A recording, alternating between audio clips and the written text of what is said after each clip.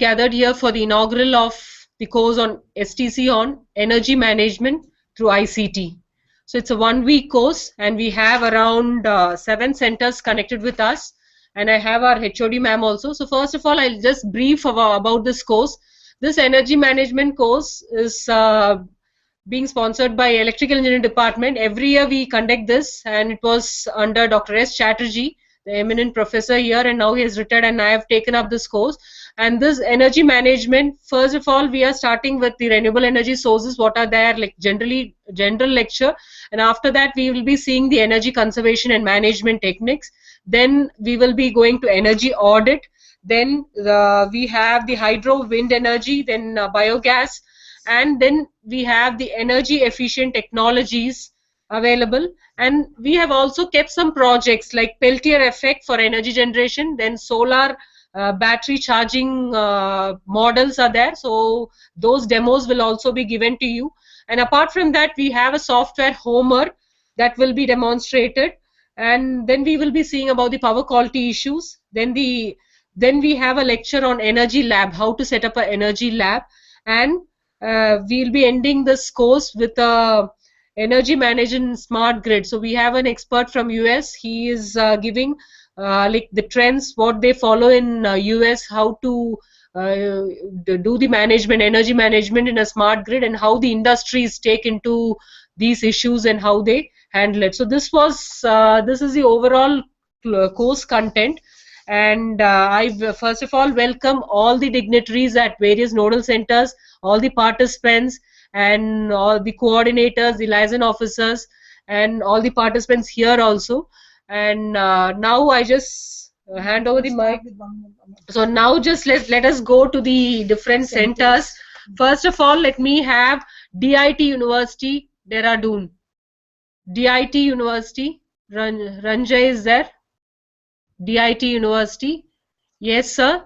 So like now you can just is the coordinator Ranjay there? Yes, ma'am. Can you hear me? Yeah, yes, I can hear you. You can just tell about your university, and you can introduce your chief guest. Sure, ma'am. Very good morning to Simi ma'am and Lini Matthew.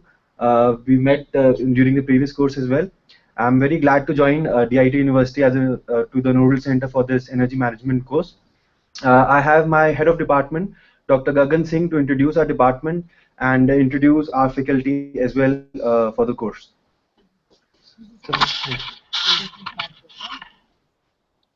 Hello, ma'am. Hello. Hello, sir. We can hear you. Yes, sir. Good morning, ma'am. Good morning. Myself, Professor Gagan Singh. Yes. Hello. Yes, sir. Yes, sir. Yeah, I'm coming there.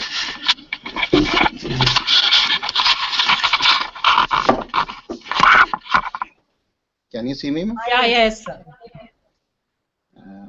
Myself, Gagan Singh. I'm heading the electrical engineering department.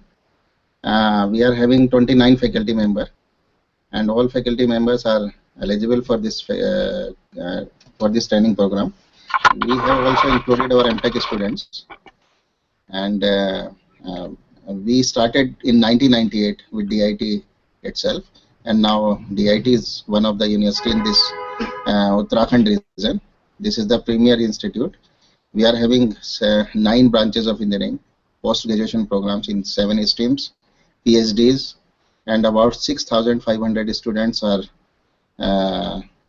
with us now.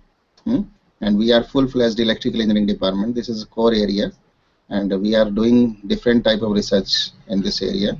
And today, about 8 faculty members are enrolled in PhD with us. And Professor K.K. Rana is the Vice Chancellor here. He's from the Thapar University. You may know that.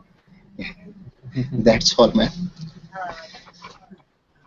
Thank you, ma'am, and handing it over back to you. How many participants do you have? 29? Ma'am, currently we have 12 faculty members present. Most of them will be joining during the passage of the day because they have their classes to attend. Okay. Thank you, ma'am. Thank you, ma'am. Chandigarh University. Sorry. It is MM University, Mulana.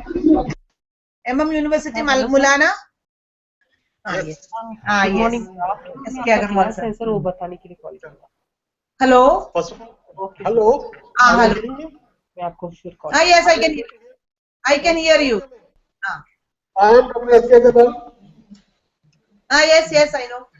I am Dr. S.K. Agarwal. First of all, I would like to congratulate both Shri ma'am and yourself, Dr. Matthew, for conducting this course, very informative course on energy management.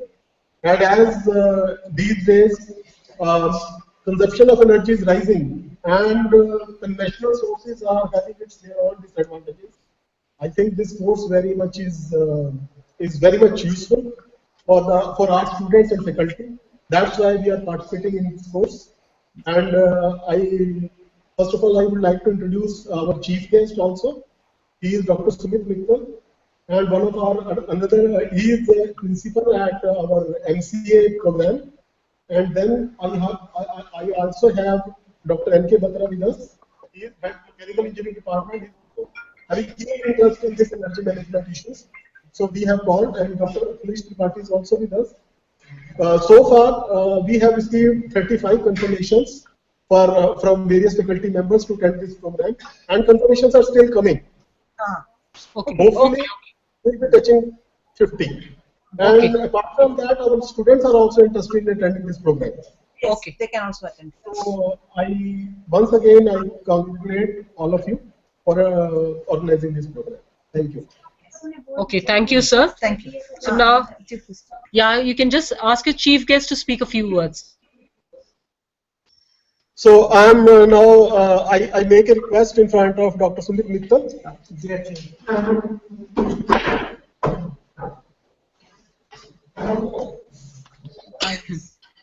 A very good morning to all of you.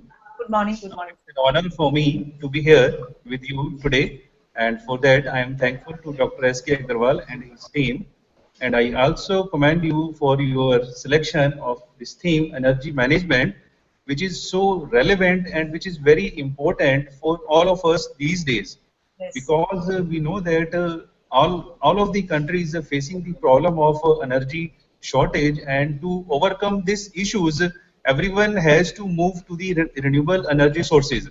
So by attending this short-term course, we came to know that how are the different renewable energy sources are there, and how can we implement these renewable energy sources in our daily life. Yes. And I wish all of you, I wish all the best for the remainder of the short-term course. And I also am sure that you will learn a lot in this short-term course organized by NITTER Chandigarh, ICT based. Thank you very much, ma'am. Thank you, sir. Thank you. Anyone else? Like, do you want to introduce any other chief guest? Now I would like to invite Dr. N.K. Batra, Professor and Head, Mechanical Engineering Department, Engineering College, to say a few words on this topic. Okay.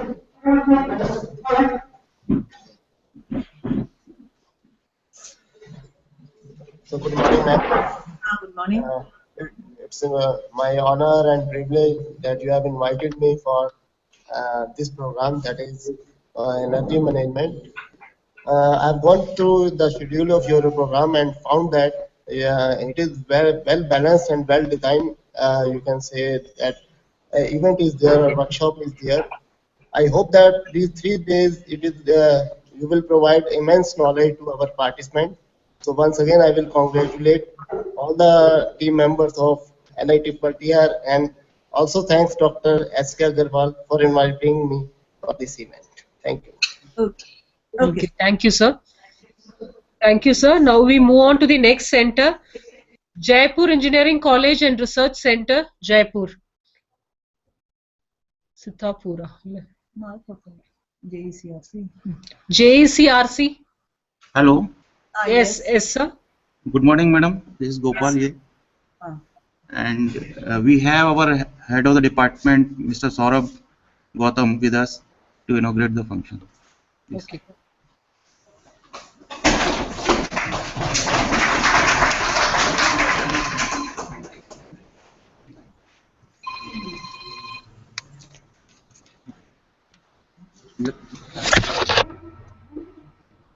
नहीं नहीं connect कर रही हूँ, बात हो रही है मुझसे। आप उसके immediately Hello. Yes, sir, we can hear you. Yeah. Good morning, all. We are associated with NIT Triple TR from last 2 years, and there are lots of programs that are going on and being carried out by NITTR, and we are benefiting from that.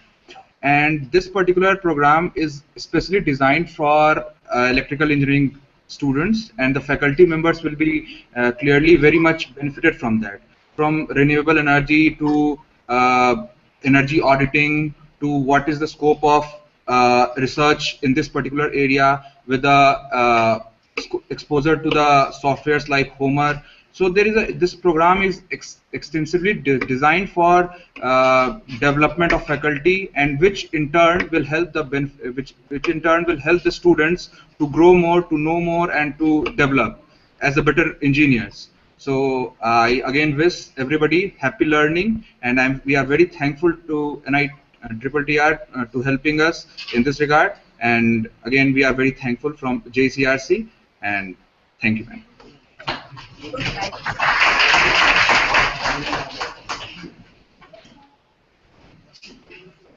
So can I know like how many participants are there from JECRC? Yes, ma'am.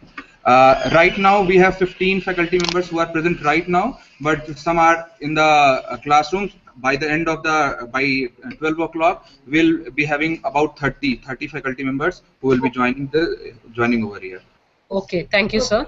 Thank you, ma'am. Now we move on to the next institute, JRE Group of Institute, Greater Noida. JRE Group of Institute, Greater Noida. So I think they have not joined till now. Next is BED, BED Maharashtra. Boshal, इनके पास भी institute का नाम नहीं है. Is it a government polytechnic? I think from Maharashtra, BED Maharashtra. Yes, ma'am. Do you hear me? Can you hear me? Can I go ahead? Hello? So you can just, please don't use mic. Hello? Now you just speak. Hello? Can you hear me out, madam? Yeah. Madam, very good morning to all of you. I am Ramesh Redle. I am speaking on behalf of Coordinator Government Polytechnic Field. Madam, we thank you for selecting our center for this ICT program for consecutively 4th time. Actually, we are the only center from Maharashtra having participated in this particular program. Yes, and at the onset, I thank you on behalf of our principal, Mr. V.S. Deshmukh, for selecting us. Yes. As far as this particular program is considered, even last time also, I had given you brief gist about our institute. Yes. Actually, we are neither UG nor PG level institute. In fact, in cater education in the area of diploma in engineering and technology, which is 3 years post SSC. And even though teachers are required to possess qualification, not less than any, still we are engaged in tackling students who are coming from rural areas and excelling only up to 10 plus third level. Now, we are aware that green revolution, green power, and environmental friendly power production in India is buzzword not only in recent years but even from 1 or 2 decades. Constantly, we are very used to terms like wind energy, solar energy, and biogas or biomass energy. Actually, these buzzwords are known to us from newspaper, hearsay, then word of mouth publicity and other means. Even during political rallies and government publications also, we come across such words.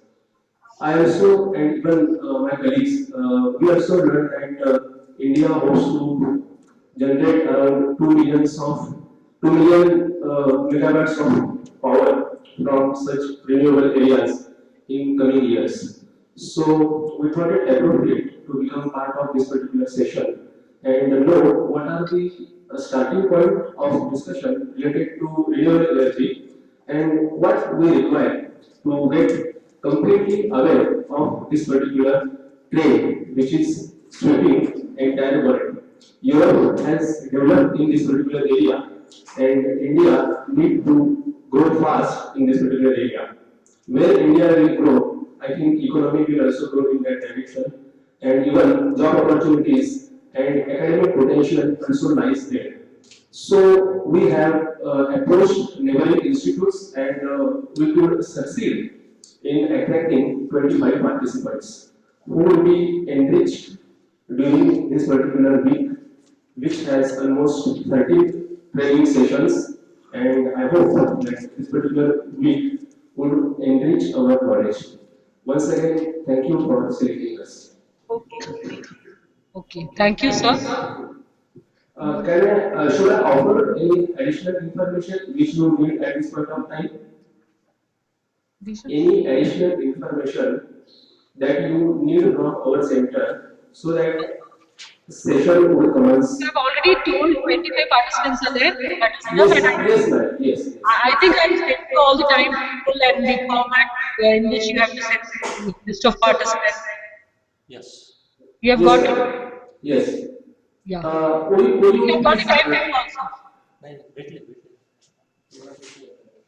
Madam, I did not understand what exactly you are trying to say. Hello. Yes, yes, Yes, sir. sir. We have collected all necessary documents, recommendation letters, and credentials from each of the participants. And in due course, as and when you demand them, we will send them across to you. Okay. Is it fine, madam? Okay. Yeah, yeah. Thank you. So now we move to the next institute, Gyan Jyoti institutions. Gyan Jyoti group of institutes.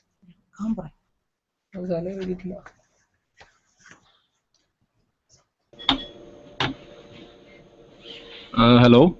Yes, sir. Yes, sir. Good morning, ma'am. Yes, yes. Ma'am, I'm speaking from Gyanjyoti Group of Institutions, Banur campus. I am the head of the Department of Electrical and Electronics Engineering. Which campus? Which campus? Which place is that? It is Banur, Gyanjyoti Group of Institutions, Banur. It is in Mohali. Okay, okay, sir. And basically, energy management is a critical issue. Seeing the present scenario, energy is required to an extent that we basically are dealing with a crisis in it, and seeing the present scenario, we are driving our energy sources from conventional energy sources, and for that we need to bypass that and derive energy sources from non-conventional energy sources like biomass or wind or solar. So basically it is a very interesting topic you have taken under the guidance of Miss Shimmy. So basically we are looking forward to this discussion, and we are hopeful for a good interaction, and we have around 18 participants from our institute. Okay, 18. Okay, sir. So do you have any chief guest or any other? You want to introduce somebody else? Ma'am, our chief guest will be joining very soon. Okay, okay, sir. Okay. So now we move on to the next institute, Vyas Institute of Engineering and Technology, Jodhpur. Yes, sir. Am I audible, madam? Yes, yes, yes, sir. Madam, this is Prateek Chaturvedi, head of the Department Mechanical Engineering. I am representing the institute. I was said to convey the appreciation for these courses. As we choose this course just being the fact that it is common to all of the branches. We are having around 40 participants here. Around 15 are sitting, and they will be taking the lectures as per the schedules. So there are a lots of appreciation for the course. That's it. Okay. Do you have any like expert? You want to introduce your chief guest? Our chief guest will be joining shortly. Okay. Please keep your camera in such a way that we can see the participants. Actually, our participants are viewing you on the projector. We are not having such arrangements as such. Okay. Okay. Okay. So now I just hand over the mic to our HOD ma'am, Dr. Lini Matthew. So she'll speak a few words.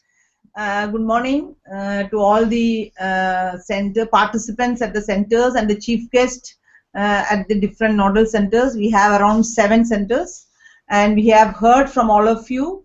Nice. I am very happy to see the enthusiasm of all the teachers who want to attend this special course on energy management. Even though we do this course every year, this time we are doing it as in an ICT mode, and Shimi is the coordinator for the course. She has invited various experts also, as I see in the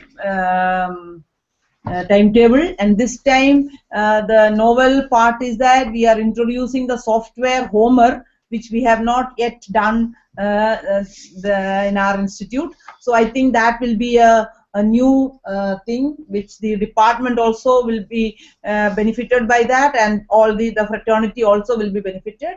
And I hope and congratulate Shimi that she will be doing a good job. And I request all the participants and all the teachers to be very serious in attending the classes. When we are arranging various experts from different places, I request all of you to take advantage of all those expert lectures, and then only it will be utilized in a proper manner.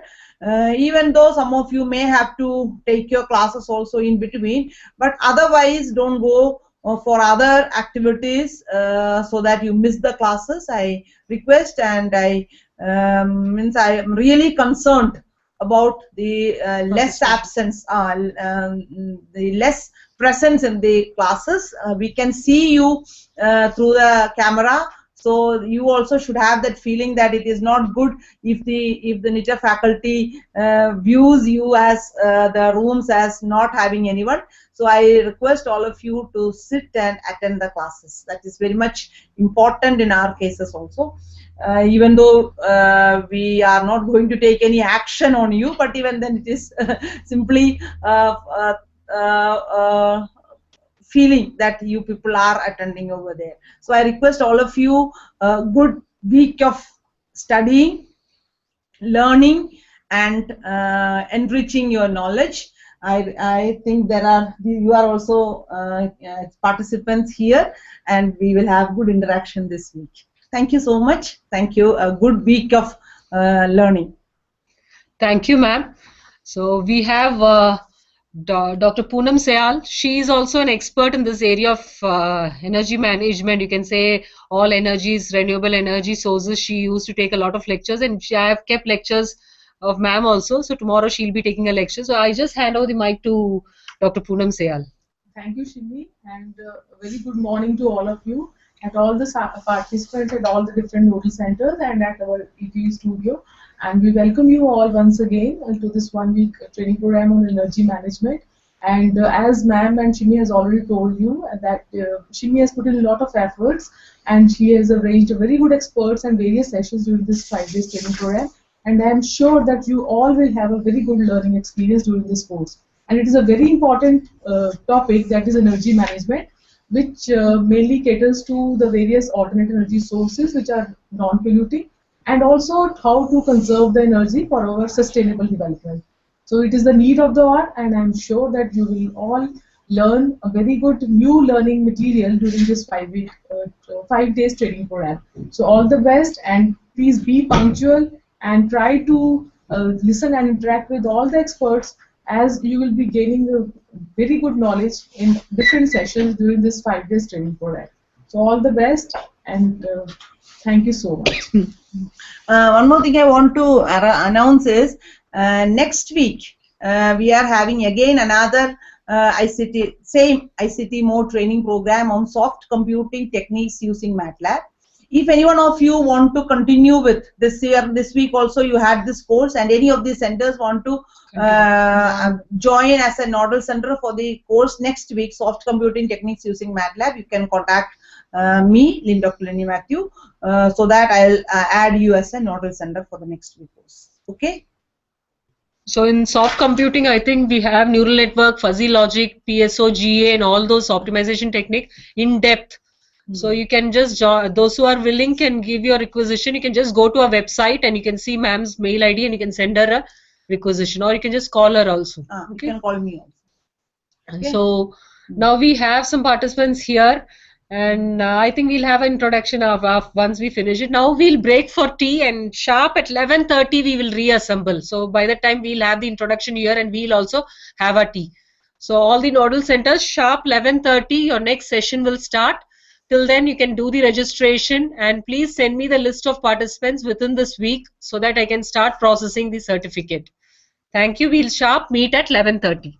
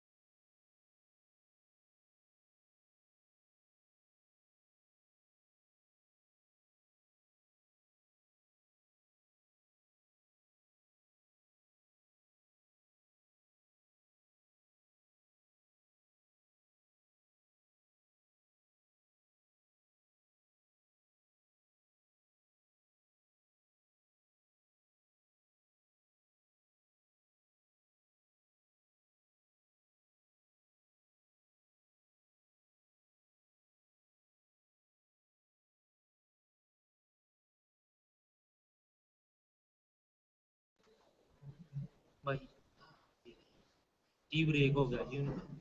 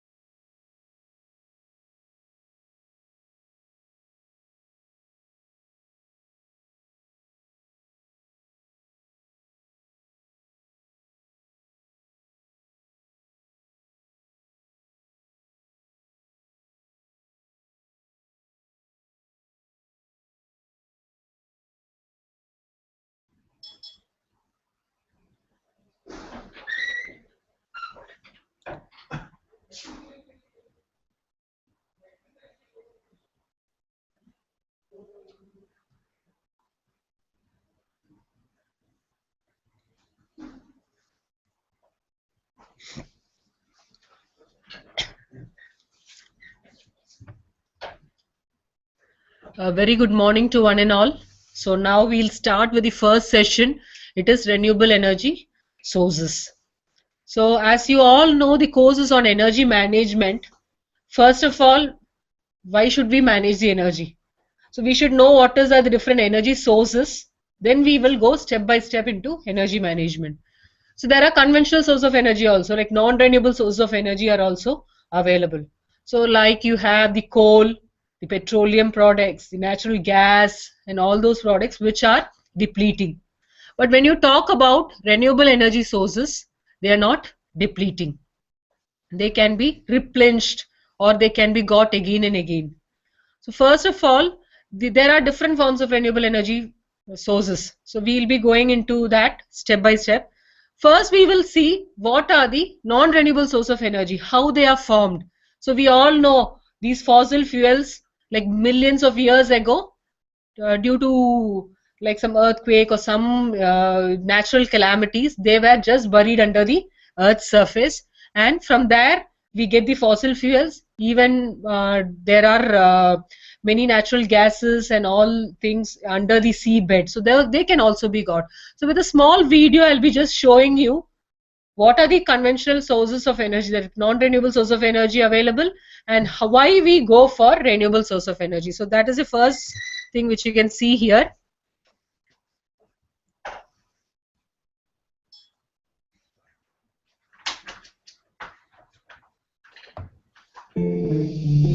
Where energy comes from. The three major fossil fuels, coal, oil and natural gas, are all formed from organic remains of prehistoric plants and animals. These remains are subject to intense pressure over millions of years, changing them into coal, oil and gas. We often find oil and natural gas in similar areas, hundreds of meters below the seabed, though gas is usually found deeper still. Through seismology, it's possible to artificially create vibrations on the surface by using controlled explosions, and record how these vibrations are reflected back to the surface, revealing the properties of the rock layers beneath. Wells are drilled from a drilling rig to confirm the presence and quantity of gas in the rock, which travels up lengths of pipe once reached. If there is enough gas, the drilling rig is replaced by a production platform to collect and send it to the shore under pressure via pipeline. National Grid then takes the gas from the shore and sends it around the countryside through steel pipelines over 1 meter wide. As the gas gets closer to homes, the pipelines split into smaller ones, which may only be 20 millimeters wide. How electricity is made. Atoms consist of a positively charged central nucleus and negatively charged electrons, which float around the outside in much the same way as satellites orbit the Earth. When groups of atoms form materials, such as metals, electrons are free to move and flow, jumping between the atoms. These materials are known as conductors. This movement or flow of electrons is what we know as electricity. Power stations work by turning mechanical energy, movement, into electrical energy. A mechanical force turns a turbine, which rotates large magnets within coils of wire, and this induces electrical current, generating electricity. Electricity generators can be powered in a number of ways. Burning fossil fuels, coal, oil and natural gas, are traditional fuels but are harmful to the environment and cause climate change. Plutonium can be split to create nuclear energy. This method can produce huge amounts of electricity, but nuclear material is unstable and requires very careful management, and disposal of byproducts is difficult. Biomass is a renewable source of energy, including natural substances such as wood, organic waste, hydrogen gas and alcohol fuels. There are also other fuels which are renewable and are better for the environment. Wind power can harness the wind to turn the turbines and generate electricity. Hydropower uses the power and weight of water to turn the turbines. Solar power can also be used to generate electricity by capturing the sun's energy. National Grid can take the electricity generated from any of these sources, putting it into the network that eventually delivers electricity to homes and high streets around the country. So this showed you what was the conventional source of energy and why do we go for renewable source, because conventional source, you know that they are polluting, okay, and number of climatic change and all effects are coming into effect. That's why we go for, and they cannot be reproduced also. Okay, and coal and all, if you take around 2200, they may get fully extinct. So now we have to go for renewable source of energy. That is the need of the hour. But in renewable source of energy, what is the problem? In any renewable source of energy, when you do conversion, efficiency of the system is very less. Okay, and when you convert from one form to another, like say most of the renewable energy, if you take, is it solar, even wind, the output power is AC, but that AC has again been converted to DC, and then they do DC to DC conversion, then they invert and give it to the grid. So there also DC is involved. So any renewable source, if you take, if hydro also if you take, there mostly the output is DC, and that DC has to again be converted into AC. So when you want to do conversion, what is required there? Power electronic devices are involved. Those power electronic devices causes harmonics, switching losses.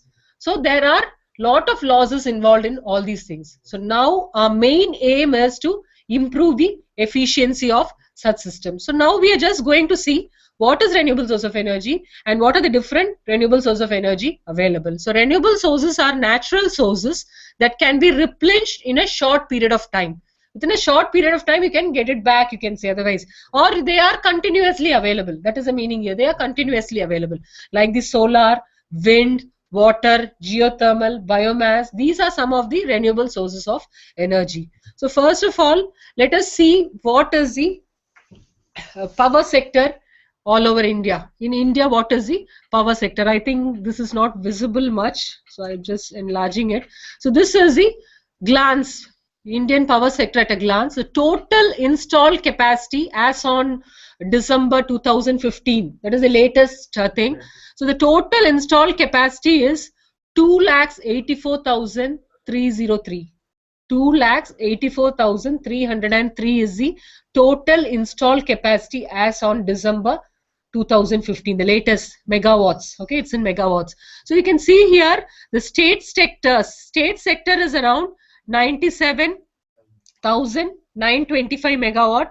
Then the central, central is around 74,171, and the like the commercial, or you can say the private sector. The private sector is 1,12,207. So here now the private sector installation is more, because comparing to the previous years data, if you see, the growth of these private sector is more. Nowadays, even electricity is privatized, you can say. You have number of companies, is it Tata Power and Reliance, all they have also started generating power. So before it was under the government, now it is being privatized. So that's why you can see in the private sector also there is an increase in the percentage of installed capacity, and the total installed capacity is 2,84,303 megawatts. And the contribution by different fuels, if you take thermal, it is around 1,98,484. So the thermal, it is 1,98,484, out of which coal is 1,73,018 megawatts, gas is around 24,473, and oil is, gas is 24,473 megawatts, and oil is 994 megawatts. This is the total thermal capacity. And now if you see renewable energy, hydro. So the hydro is the next, you can say, that is even used as the base plant, is it? Base load is mostly thermal and hydro. So you can see the hydro is around 42,623 megawatts is the installed capacity in India as per like 1 month back.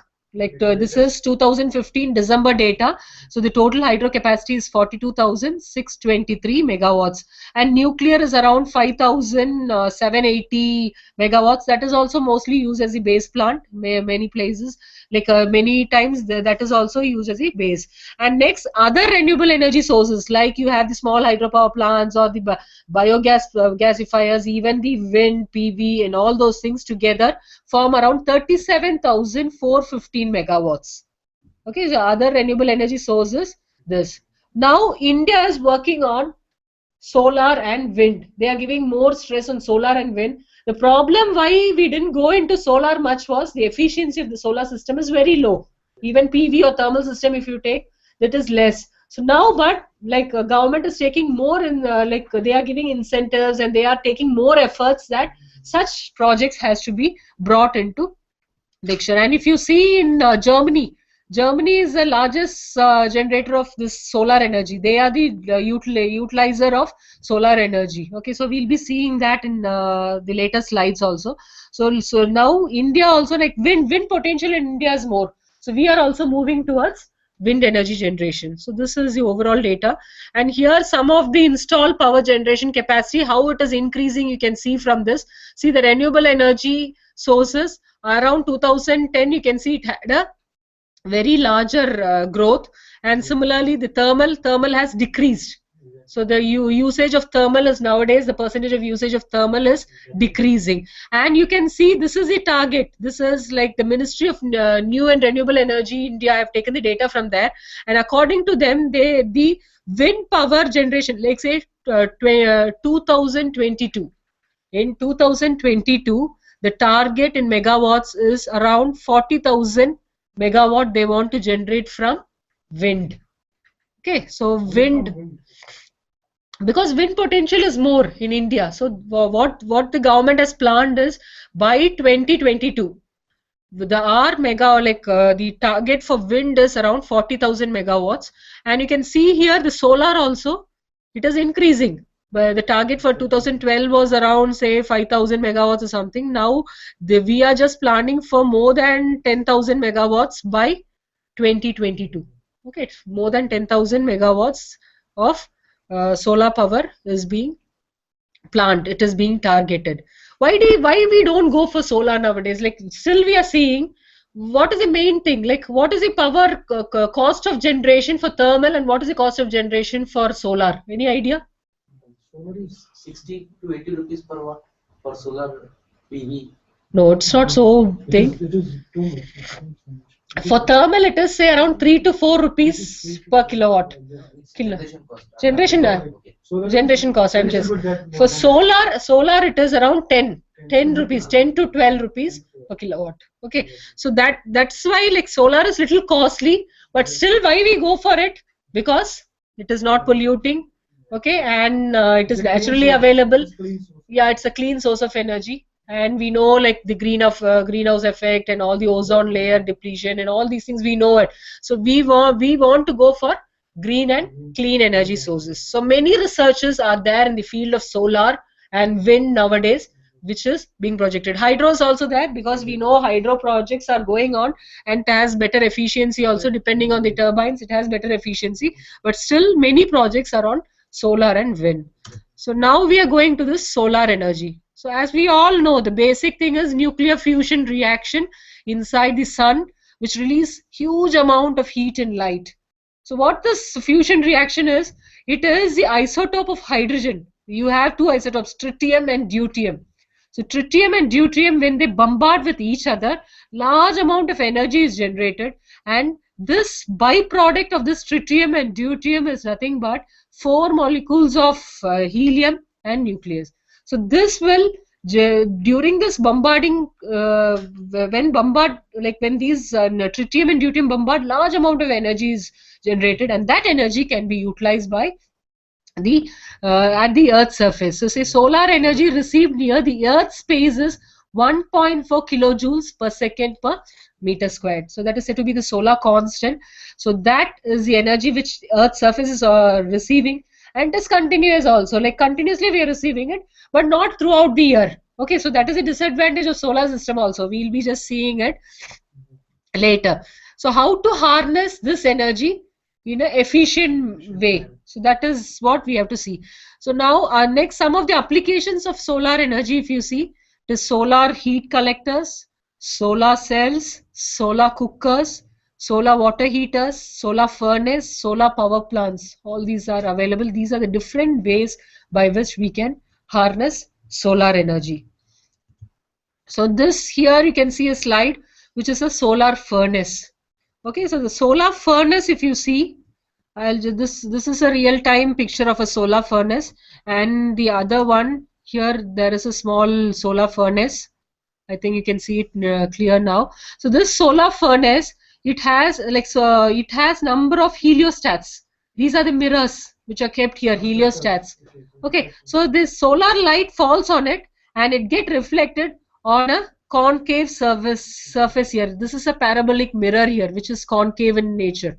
So when this solar radiation get reflected and falls on it, they are targeted on a particular area. This is the targeted area which is a furnace. So there water gets boiled and steam is generated, and that steam can be used for generating electricity, or it can also be used for heating purpose also. That hot water can be used in a particular, say if it is a residential or some official office buildings, those hot waters can be used. So this is a small thermal system. You can see a solar furnace which is shown here.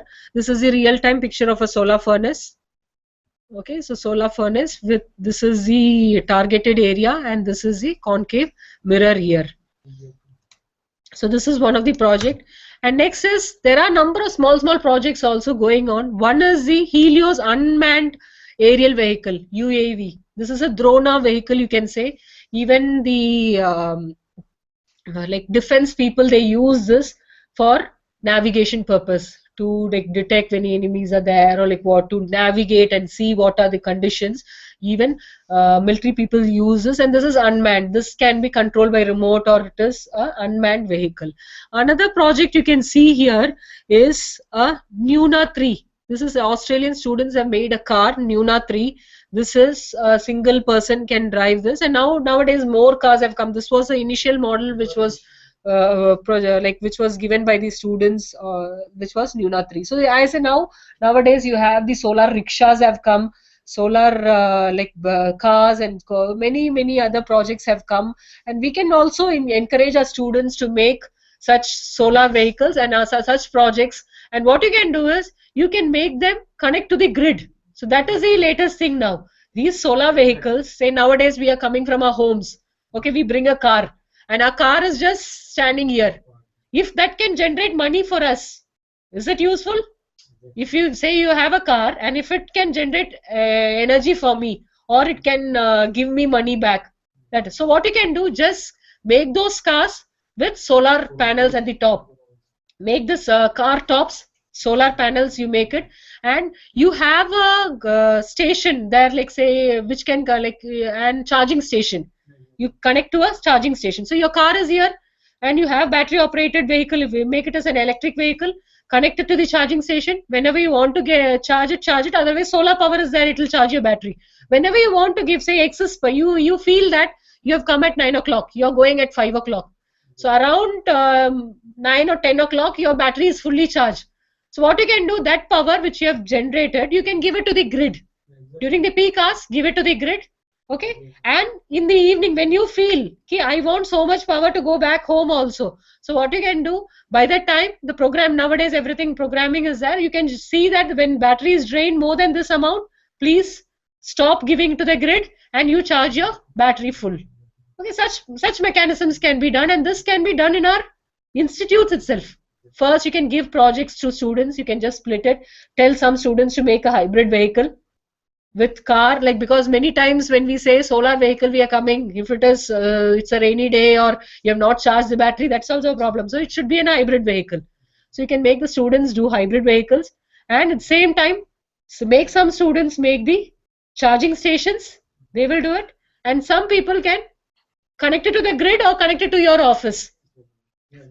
Okay, you can give connection to the office. So some of the labs or some of the rooms can be lighted by these energy. So this is also a very good project which we can implement in our institute. So next, residential solar power. You know that when we construct the house itself, we just plan it in such a way that we get natural light inside, and natural heating is also a process, and which we follow in our daily life. So next is the solar thermal power station. This is a project in Seville, Spain. Okay, so in Spain, this is a 11 megawatt project which was initially started. Okay, solar thermal power plant, 11 megawatts, which was the initial project. Now it is it is planned for 300 megawatts, and now 180 megawatts is completed. The same Spain project they have completed. This was only one station. This was said to be PS10. So and the PS10 had 11 megawatts. Then they had one more PS20 that had around 22 megawatts, and after that, number of small projects. They say they like this. This was first project. Then they had another project. Similarly, they joined number of projects, and it has a capacity of 180 megawatts. Okay, and they are planning for 300 megawatts by I think 2020. They will have mostly 300 megawatts. So this here you can see the solar thermal power plant. It has a solar tower here. So it has a tower here, and number of heliostats are placed down. So you can see this clearly now. Okay. Sorry. So these are the heliostats. When sunlight falls on them, they reflect it, and here they focus on the furnace here. Okay, so here this is the lights are focusing on this, and here again you can see this is around 115 meter tall, and so it is surrounded by 624 reflectors. So these are the reflectors. Around 624 reflectors are there, and they track the sun and direct the rays to a heat exchanger at the top. So here this 2 is nothing but the heat exchanger. It will put all the it will reflect the sunlight towards that heat exchanger. And receiver, there is a receiver, and that receiver converts the concentrated solar energy. The 2 is the receiver. So these are the heliostats which will reflect the light to the receiver here. That is a 2, which converts the concentrated solar energy from the heliostats into steam. Okay, so water is there converted into steam by this large heat generated. And this steam is stored in tanks. So here you can see the 3 tanks are there. These are the tanks here which you can see. So the steam is stored in the tanks and used for driving the turbine that will produce enough electricity for this 11 megawatt was for around 6,000 homes. So now the project is so big, it around 75,000 homes it can power. Okay, so this was a small project. This was the initial project. Now it has been expanded to around 180 megawatts. So this is the thermal power plant in Spain. So this is the PS10 and PS20 together power plant, thermal power plant. Then you have solar thermal power plant. Here this is also a particular model where here you have see the whichever fluid which has to exchange the heat. It may be water or maybe some other fluid which has the capability to exchange fluid. Like exchange the heat. So that is being used. Once again. So here you can see this. This is a solar thermal power plant, and here this fluid flows through this solar collectors. So when sunlight may fall on this collectors, and the fluid which is flowing through these tubes get heated up, and they exchange the heat in the solar superheater.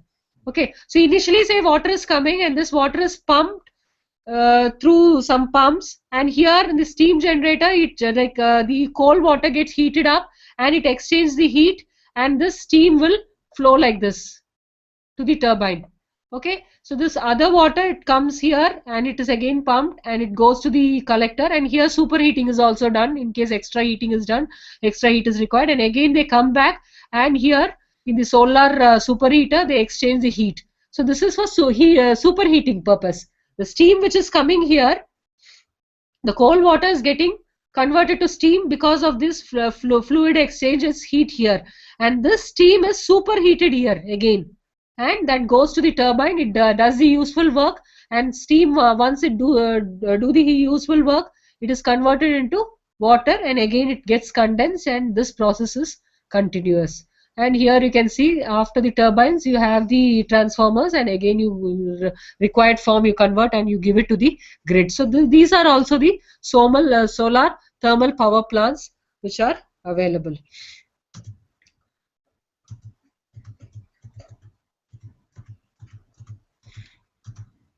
Okay, so next we are just going to this see the principle of a solar photovoltaic array.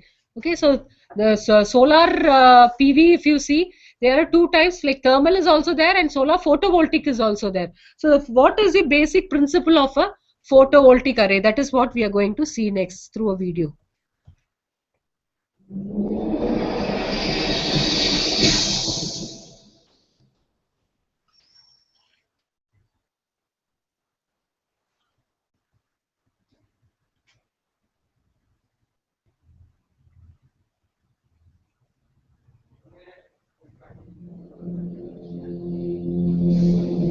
The sun. It is a unique, clean and infinite source of free power, delivering more than 1,000 kilowatt hours per 1 square meter. 1,000 kilowatt hours is the amount of energy found in 100 liters of heating oil. Wouldn't it be wonderful if we could use the energy from the sun? Solar energy, wind power, and water energy are forms of very clean energy generation that can be converted to, for example, light. Photovoltaic systems use solar cells to convert solar energy into electrical energy. Solar cells are usually made of silicon, that is a semiconductor material, which means that it can conduct electricity under some conditions but not others. When looking at the periodic table, we see that silicon is part of group 14 and is situated between aluminum and phosphorus. That being the case, a silicon atom has 2 electrons in its first shell. It has 8 electrons in the second shell, but it has only 4 electrons in its outer shell. The outermost electrons are called valence electrons, and of utmost importance because all silicon atoms consist of not more than 4 valence electrons. However, all of the silicon atoms will form bonds by sharing electrons to achieve a full outer shell with 8 electrons, which makes them very stable. In order to disturb the stable state, doping atoms are purposely inserted into the silicon. When boron is combined with silicon, 3 holes will be created because boron has only 3 electrons in its outer atom. With 5 valence electrons, phosphorus creates additional 3 electrons. And that's where the magic happens.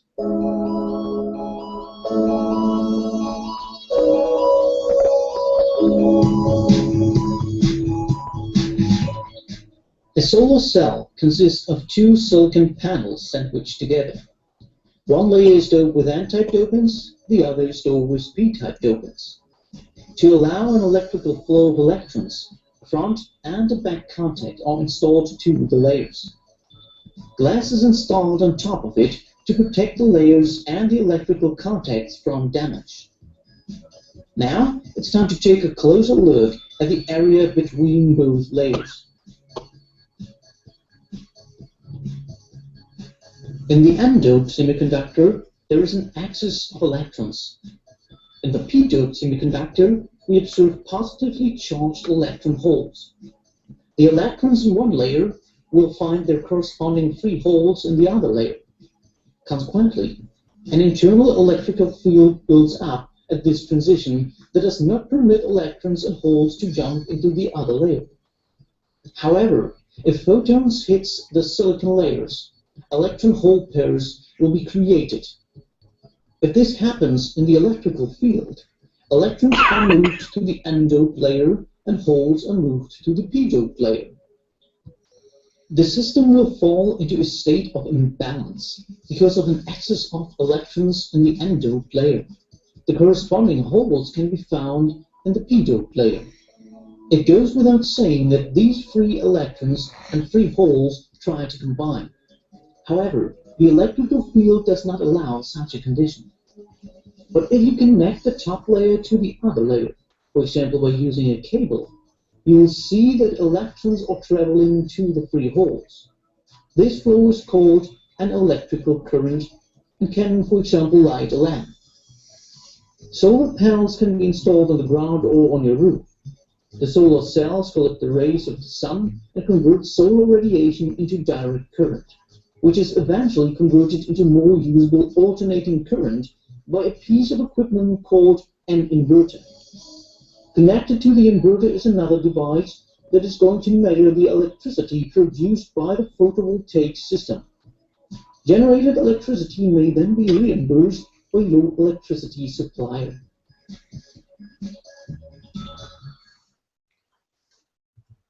So we saw the principle of a photovoltaic. I think you understood it.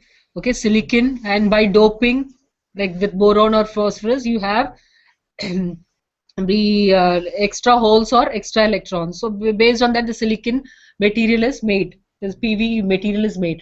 Now what happens when photons fall on that? An extra electron or a hole is generated, and when you have a closed path, there will be a current flowing through it. So that is a basic principle which we have seen now. So same way here also, say here there is a small thing, say at our house rooftop. In our rooftop, you can have solar panels. When the radiation falls on these solar panel, they generate electricity. Okay, there's some voltage you get there across them. So that voltage can be used for our houses. If it is, say, if our house has DC load, directly you can connect it to the DC load. Yeah, so that's good. Like we have a project here also. Some students will be coming and showing you how to connect all these things, solar panels. Yeah, you can do it like this. You have a solar panel, sunlight falls on it, you get an output voltage there, and this voltage is not constant, is it? It varies with the irradiation. So what should be done? You cannot go and connect it to the load directly. So you have to store it in a battery. Okay, so for storing battery, what is the battery rating? Like what is the voltage rating of the battery? 12 volts or 24 volts, not more than that, is it? So say for example you have a 12 volts battery, so you have to charge the battery. So this PV panel, say for example you have taken a some 37 watts PV panel and your output voltage is around 17 volts. So this 17 volts cannot charge, you cannot give it to your battery. Battery may get damaged, is it? This this 17 and this. So what do you require there in between? You require a regulator, or you can say a charge controller. Okay, that charge controller is nothing but a DC to DC converter. You would have heard about choppers. It's a chopper. It may be a boost converter, it may be a buck converter, it may be a buck boost converter or a cuck converter, anything like that. So buck converter, what it does, it will reduce the voltage to the required level. So here in this case which I said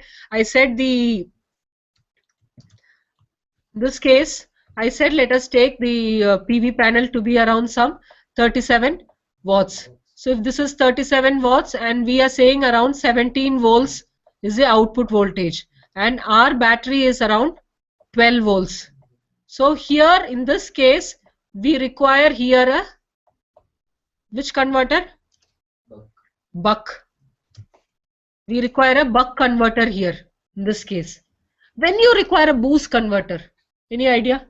When the voltage will be lower, and the penetration will be small. Okay. Exactly the magnitude. Okay, in the same place you are saying if the voltage here is say 10 volts.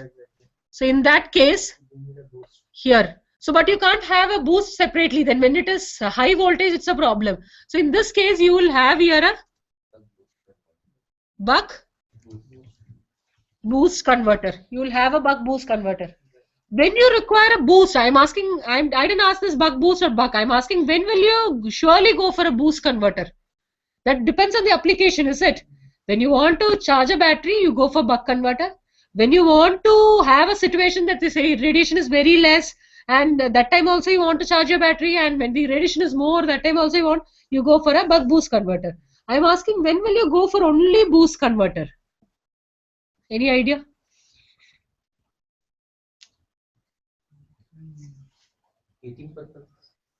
Heating for induction heating or something you're saying? DC with DC.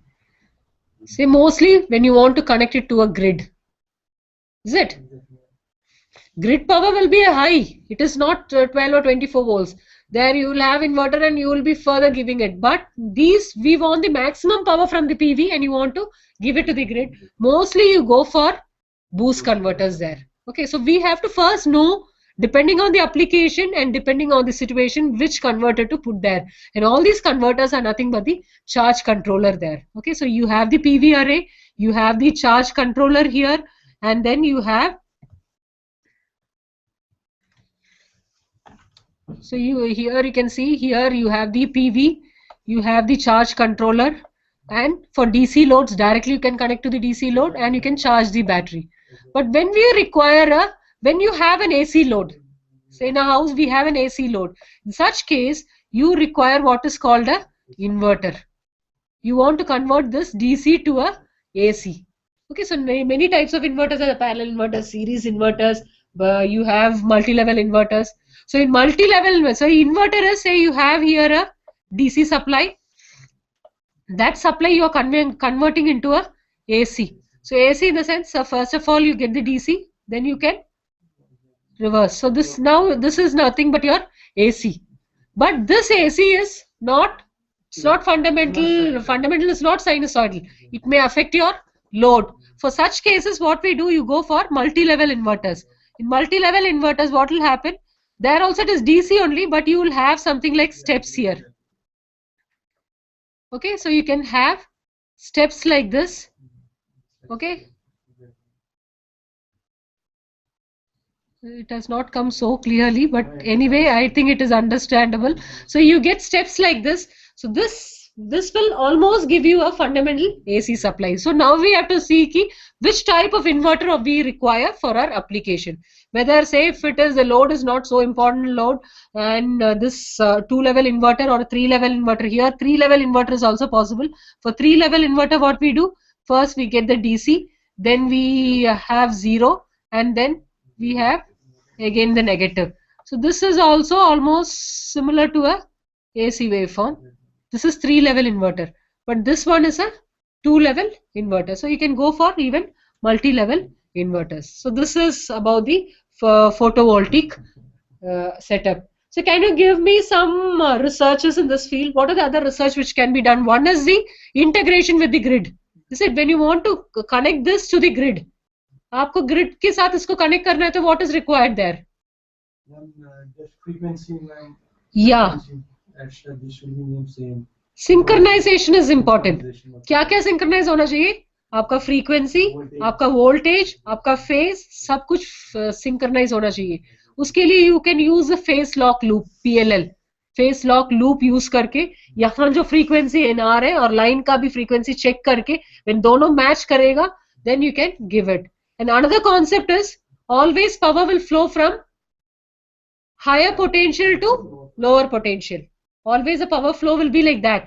So हम क्या कर रहे हैं? से grid का 230 volt है और 440 volt. सोचो कि हमारे जो डिस्ट्रीब्यूशन में हमारे घर में आ रहे हैं 440 वोल्ट और 230 सिंगल फेज है तो 230. सो दिस से हम जो जनरेट कर रहे हैं ये 230 से थोड़ा ज्यादा ऊपर होना चाहिए, slightly. Then only the current, because always current flows from higher potential to lower potential. So हम से जो ग्रिड के लिए पावर जनरेट करने के लिए सोच रहे हैं, being all electrical engineers, we will have an idea कि हम हमारे घर में क्यों नहीं बनाए. Okay, so this you have to keep in mind. What you have to make, you have to make a inverter in such a way that, sorry, the whole setup in such a way that जो हमारे electricity board से power आ रहा है उससे थोड़ा ज्यादा रखने से ही हमारा पावर उस साइड फ्लो होगा. और इनकेस हम नहीं जनरेट कर रहे हैं से हमारा पावर नीचे चले जाएगा, automatically there will be a flow from the grid to our house. So these concepts should be clear. Okay, and many other research can also be done in this area. So many people are there, those are doing research. So आप लोगों के लिए मैं बोलती हूँ कि जो PV array है, can you tell me what is the efficiency of the PV array? Photovoltaic array का efficiency कितना है? 40%. 50. So generally हम से यहाँ जो अभी का चल रहे not more than 12 or 13. But research has been done, materials ये जो solar panels के materials में करके अभी 40 तक achieve किया है. Okay, maximum if you go and search in Google, Wikipedia में दिया है कि they have achieved till 40. So just research can also go on this field. आप PV के फोटोवोल्टिक का जो एफिशिएंसी है 90-95% लेके आ जाओ. That's a way. हाँ. Yeah. No. In that case also, say जो एक सोलर पैनल है, you just think you're telling कि ट्रैकिंग करके 50 अचीव कर देंगे, वो नहीं है वहां. से आपके पास एक सोलर पैनल है, कंपनी आपको एक सोलर पैनल दे रहे हैं, उस सोलर पैनल का जो कन्वर्शन एफिशिएंसी है वो 40 की ज्यादा नहीं है. ओके, उसमें क्या करना है, मटेरियल साइंस में आप पढ़ना है, you can have thin film की जो टेक्नोलॉजी है वो यूज करके. एंड इवन नाउ MIT में एक प्रोजेक्ट चला था जिसमें उन्होंने क्या किया है कि they have taken the lead acid battery and उससे एक सोलर पैनल बनाया है, उसका भी एफिशिएंसी 20-25% तक ही है. Okay, so people have proved that जो PV पैनल है that can give around 40% तक. So आप जो एफिशिएंसी बोल रहे हैं ट्रैकिंग का, ये जो हम इस सोलर पैनल को लोड के साथ कनेक्ट करते समय और भी एफिशिएंसी कम हो जाएगा. Efficiency of the solar panel is 40. There is a maximum if you take it as 40 also. But now in market now if you go around 14-15% की ज्यादा नहीं है, but maximum say 40% if we take it also. That 40% should also go to the load, is it? You're tracking you're getting the efficiency, sir. You're getting the solar power. उस power को आपने electricity में convert कर दिया, आपने buck boost और कुछ converter डाल दिया, वहां भी drops है, losses है. So when it goes to the load, total efficiency देख लिया तो ये 40% के भी कम ही मिलेगा. So उस केस में ट्रैकिंग में हम क्या बोल रहे हैं कि ये जो 40% जो एफिशिएंसी है पैनल का, वो पूरा power 100% should go to the load. वहां हमारा 100% लेके जाने में उसमें भी 80-90% तक रिसर्च हुआ है कि ये जो 40% है, अराउंड 40% जो एफिशिएंसी पूरा इलेक्ट्रिकल एनर्जी में कन्वर्ट हो सकता है, तो that is the achievement. Okay, so there's tracking, as you said, that was a very good thing कि tracking में भी बहुत सारा scope है. We can make our students and we can also do research in the field of tracking. So tracking भी बहुत तरीका का है. You have mechanical tracking, you have electrical tracking. The one which you were telling now is the mechanical tracking. What you do, solar panel को हम first initially like sun की position east or west देख के लगा देंगे, and you will have some sensors there. As the sun's position changes, automatically the solar panel will start rotating. You have some motor arrangement. You can have a stepper motor or some servo motor, and slowly according to the तो भी sudden variation नहीं है.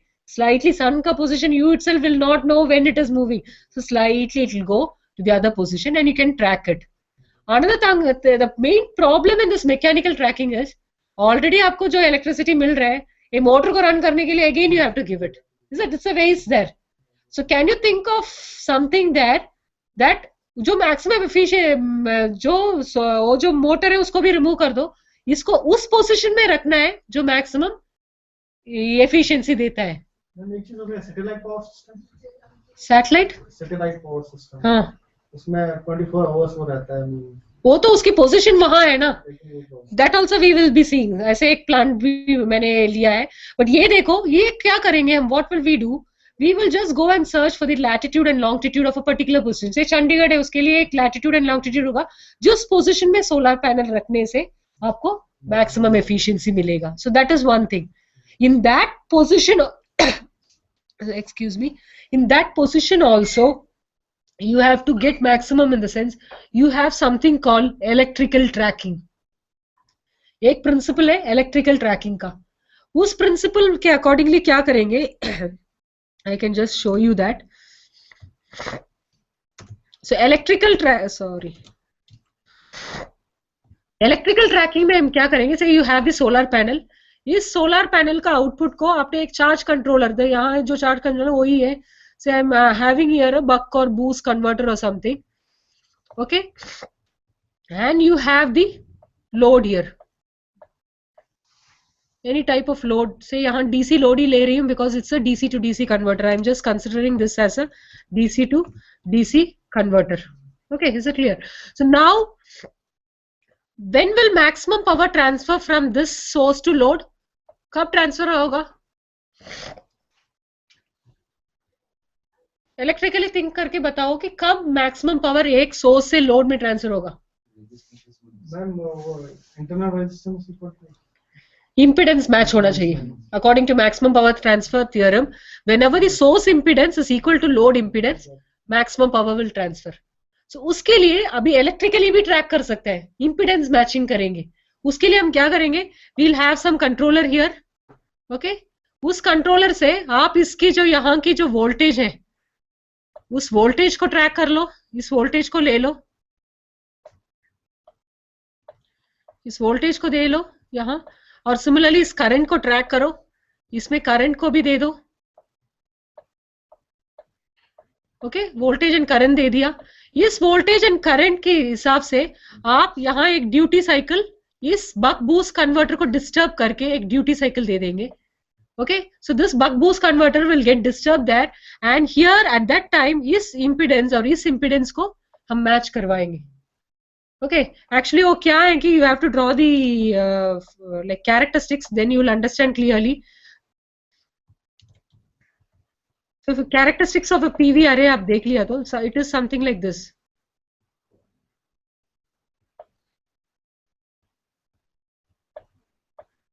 Say this will be your P and this will be your V. So हमारा main काम क्या है maximum power transfer theorem में? Or according to MPPT, this point is required. This is the point required.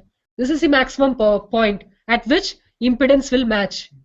So हम क्या करेंगे? Say ये voltage and current है ना, इस दोनों को हमने measure कर लिया. We have measured this voltage and current. Now what will we do? Say that voltage and current is this. Just think कि इस point में मेरा voltage ये था और मेरा current ये था. Okay, so now what I'm doing, is this my maximum point? No. So what I'll do, I'll change the duty cycle of this buck boost converter and again note what is my voltage and current. So my new voltage and current is this. Okay, so let me keep that as one V1 and I1. अभी ना वो maximum power achieve कर दिया? नहीं है. How did and whether we can achieve it or not, how will we know? When it is increasing, yeah, exactly. With increase in voltage, if it is rising, it means you can achieve it. Okay, if it is decreasing, you mean that you are going down the slope. When it is going up, you say that you can still go up and reach it. So abhi this point reach ho gaya, we have reached. Still again what you do, you change the duty cycle and still go up. So उस time वो up नहीं जाएगा, वो नीचे चले जाएगा, इस point मिलेगा. So we have the voltage as the current has decreased there, or voltage has decreased. That means that you have crossed the maximum power point. So go back to the पहले का point. So इस point को आप ऐसे, this point को आप track कर सकते हैं using electrical tracking methods. Okay, this method is said to be perturb and absorb. P and O. This is perturb and absorb method. You have incremental conductance. उसमें क्या करेंगे? इसका slope draw करेंगे. Positive slope है, you can go up and achieve it. Negative slope है, this is negative slope. So you have crossed the maximum point. So that is incremental conductance method. So ऐसे बहुत सारा methods है इस maximum power point को track करने के लिए. उस maximum power point कहाँ है? The place where the impedance matches. वो impedance matching हम कैसे करवा रहे हैं? By using this buck converter, जो charge controller है उसकी duty cycle को हम change करके we can make the input impedance match the load impedance. I think it is little clear now, or should I explain it more? So इस field में भी बहुत सारा research है. You can go for different tracking techniques. Perturb and absorb, incremental. Nowadays you have artificial intelligence based, fuzzy logic based, ANFIS based, and now optimization based. What they are doing is optimization में first time ऐसे करके एक maximum power track करेंगे. Okay, so this will be said to be the local maxima. फिर क्या करेंगे? उस point को base रख के particle swarm optimization और GA कुछ और optimization algorithm use करके they again find the global maxima. Okay, those optimization algorithms will help you to find the global point, global maximum power transfer point, maximum power MPPT point measure करने के लिए you can use optimization technique also. That is also a field where you can do lot of research. इसके बिना एक और place में आपको research कर सकते हैं, दैट इज पार्शियल शेडिंग। इसमें क्या है कि when there is a cloud coming here, say आप सोचो कि यहाँ आपका बीच में एक क्लाउड आ गया और आपने जहां ट्री रखा है वहां एक ट्री, सॉरी एक पैनल रखा है वहां एक ट्री है, क्या होगा? Based on the sun's position some shade में come in this. Okay, tree को तो हम कट भी कर सकते हैं, बट एक क्लाउड है तो what will you do? Okay, the other problem is solar panel तो हम रख देंगे, एवरीडे जाके क्लीन नहीं कर पाएंगे, so when dust will come on that, so all these are the problems which you face with the solar panel. So there you have partial shading based MPPT algorithms are also available. Partial shade हो रहा है तो भी उसमें से भी maximum power कैसे हम track कर सकते हैं. So you have a lot of scope in this solar power because till now we have not achieved the maximum efficiency. आप इस 40 जो बोला था मैक्सिमम, अभी रिसर्चर्स ने फाइंड आउट किया है, उसको 90 तक लेके जाओ, you will get Nobel prize in that, because we are in the need now. आप एफिशिएंसी को इंक्रीज करके दिखाओ, आपको श्योरली मिलेगा, because now the whole world is running behind this solar power and उसकी एफिशिएंसी कम है उसके. सो श्योरली तो उसमें रिसर्च है, रिसर्च स्कोप है, so you can have lot of research in this field of solar power.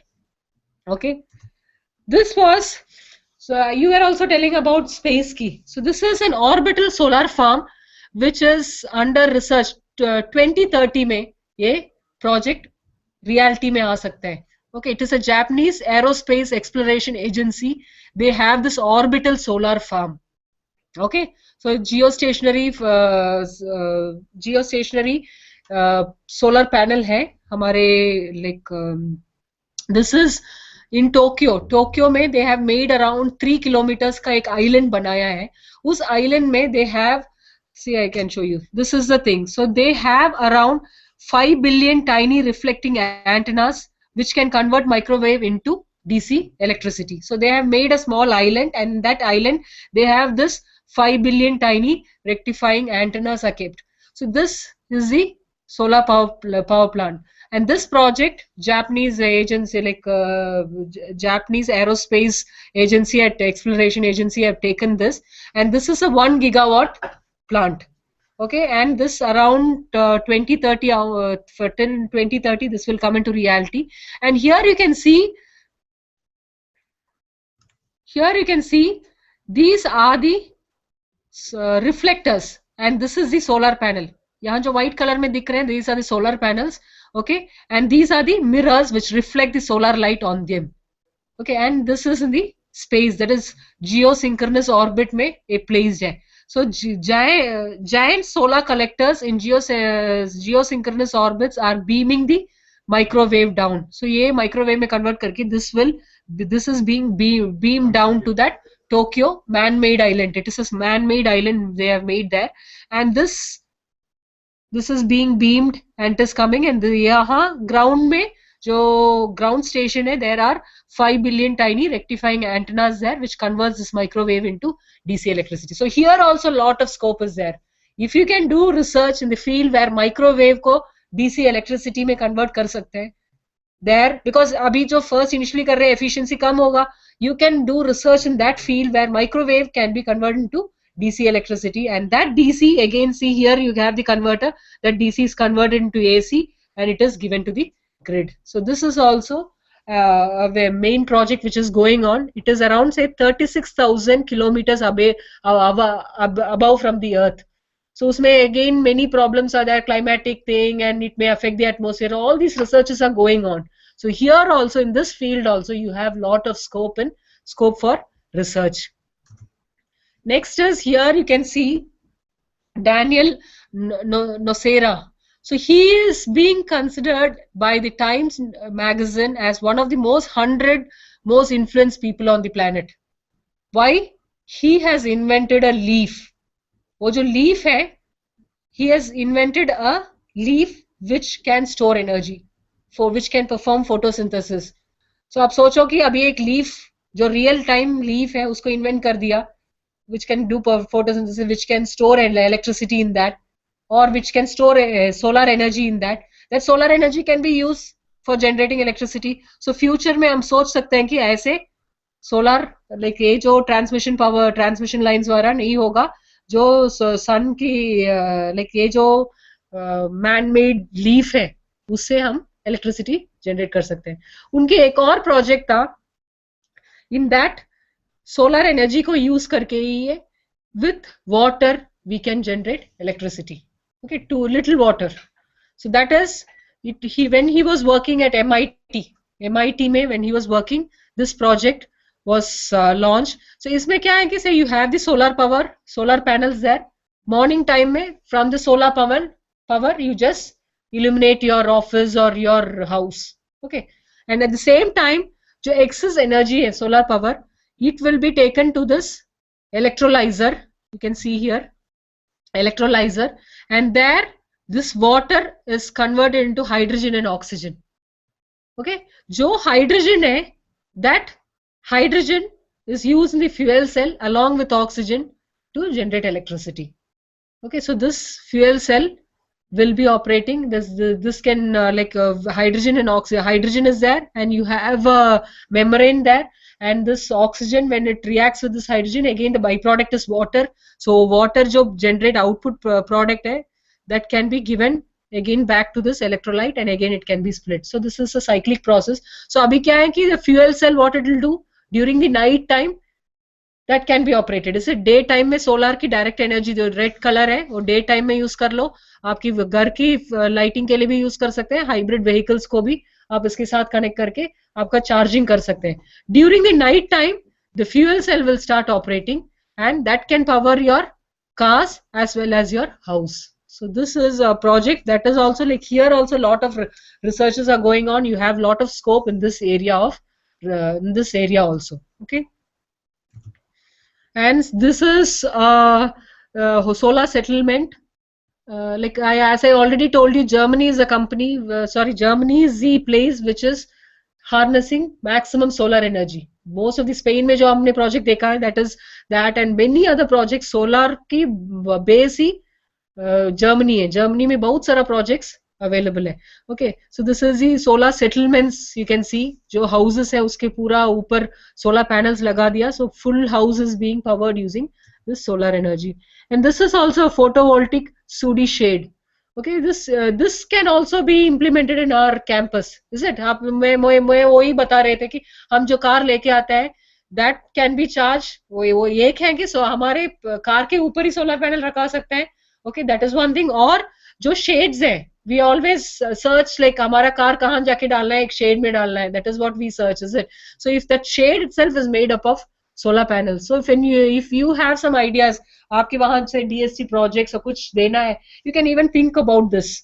Okay, so this shades will be of solar panels, and उसको hybrid vehicles को charging station भी बना सकते हैं. उसको एक charging station बना सकते हैं.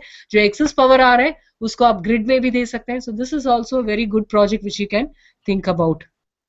सोलर ट्रैफिक लाइट्स, वो तो इंडिया में भी अभी है. बेजिंग का फर्स्ट चाइना में था ये सोलर ट्रैफिक लाइट. सो उसकी पिक्चर है, but now in India also in every places almost it is solar powered. So you can see here. And this one you would have come across, solar impulse 2. Did you hear about this? News maybe abhi recently aaya tha.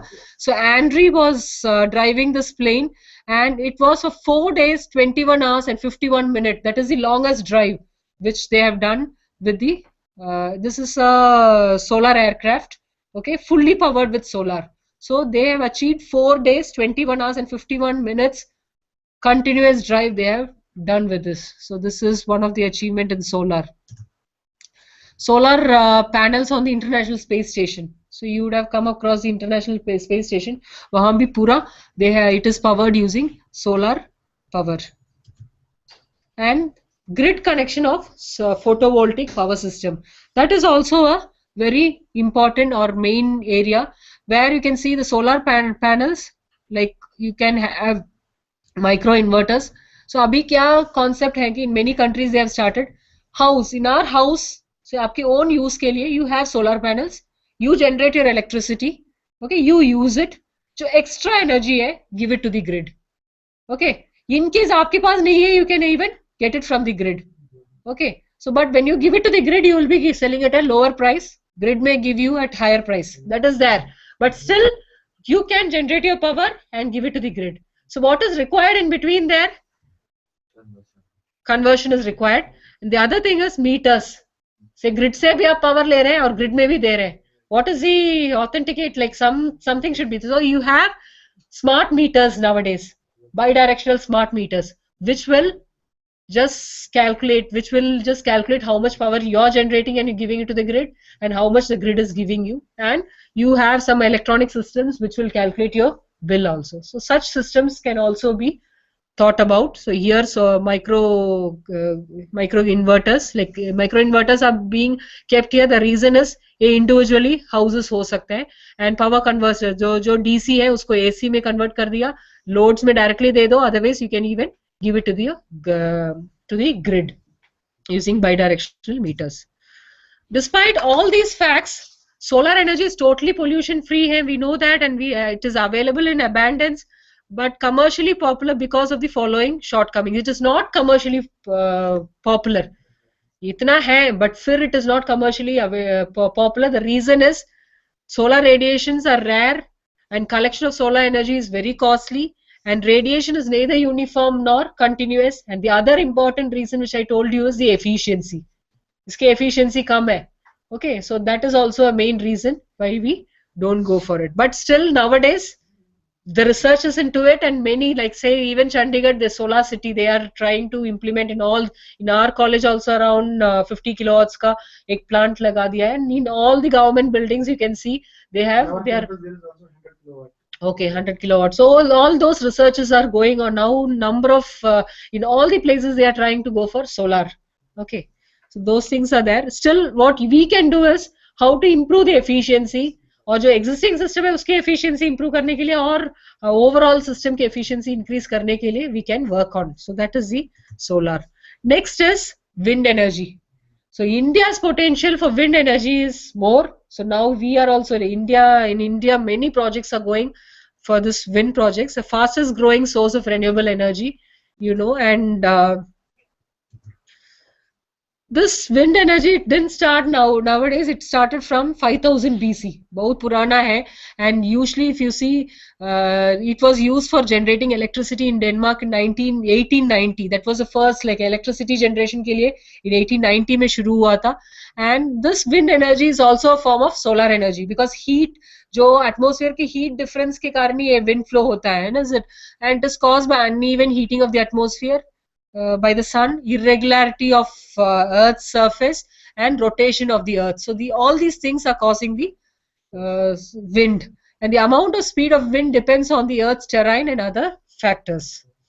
So there are two types mainly. If you classify the wind turbines, they may be horizontal axis or vertical axis. So the horizontal axis आप अभी देख सकते हैं. This is the horizontal axis, and this is the vertical axis. So vertical axis में क्या है कि जो rotor है और जो मोटा जो generator है वहाँ, that is kept in the vertical position. Okay, and there the shaft is not directly coming in contact with the wind. So that is the efficiency of this. That is the advantage of this vertical axis system. Even in low wind speed, this is producing high efficiency, more energy. Efficiency is more even in low wind speed. But the problem is it occupies more space, and you can see the structure here, it requires support. So these are some of the disadvantages. But still, if you can see, vertical axis wind turbines are they are efficient for low wind speed also. So these are the different things. Say these two. This is also vertical axis. ये भी vertical axis है. जो गिरो मिल, this method, वो जो हम बोलते हैं ना egg beater. So egg beating thing. So such a windmill. This is also a vertical axis wind turbine. This is a modern horizontal axis wind turbine, and this is a Savonius vertical axis wind turbine. So these are the different wind turbines. So here you can see this is a horizontal axis wind turbine, and this you can see here. Mainly nowadays the wind turbines also, उसमें भी बहुत सारा research चल रहा है, and now they are intelligent wind turbines we say. Because depending on the wind direction, wind speed, they change their yaw and they change their pitch. The blade भी अपने आप, जैसे यहाँ you can see here. Here you can see इसका direction, the blade का direction भी change हो सकता है. This is the pitch we say. Pitch direction change कर सकते हैं. At the same time, yaw, this can also change depending on the wind's direction. Okay, you have the yaw motor. This is said to be the yaw motor here. So yaw motor will change the direction. Yaw direction change kar sakte hain. Similarly, pitch of this blade can also be changed. So nowadays, many algorithms, MPPT, maybe maximum power tracking algorithms are going on where you can track maximum power. So here you can see the rotor. This 2 is the rotor which is there inside. You have the blades, and this 5 is a low speed shaft. So first, initially this rotates as a low speed, that is being converted into high speed using gearbox arrangement. And this 7 is the generator.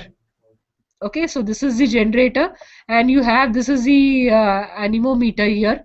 The 9, which you can see, is which measures the wind speed. So depending on the wind speed, it changes its yaw and the pitch, and it can generate maximum power. And this picture which you can see is the real time.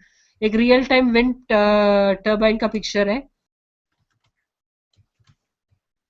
So this is the real time. उसकी इसमें से remove करके you can see all these arrangement. Okay, so this is the original wind turbine.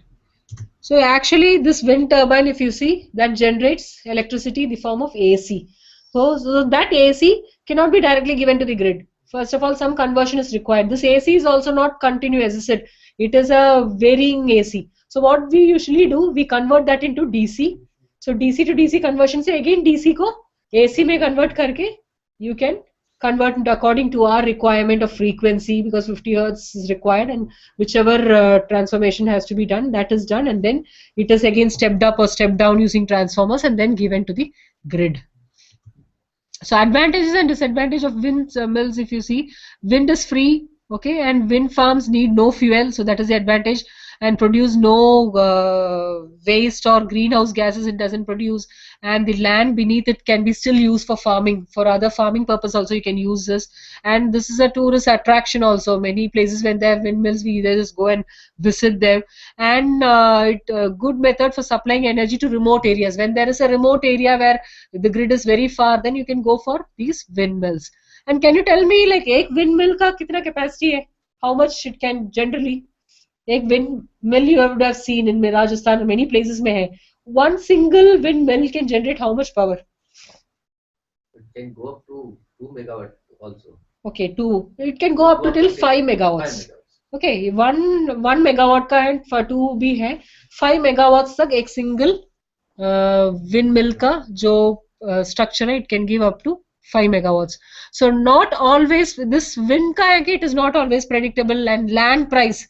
इतना big area of land में you have to go and install it, so that land price and changing landscapes, it can kill the birds, and it affects the television reception near the nearby living area में, or noisy भी है. You can have an humming sound always, you can hear it. So these are some of the disadvantages of windmill.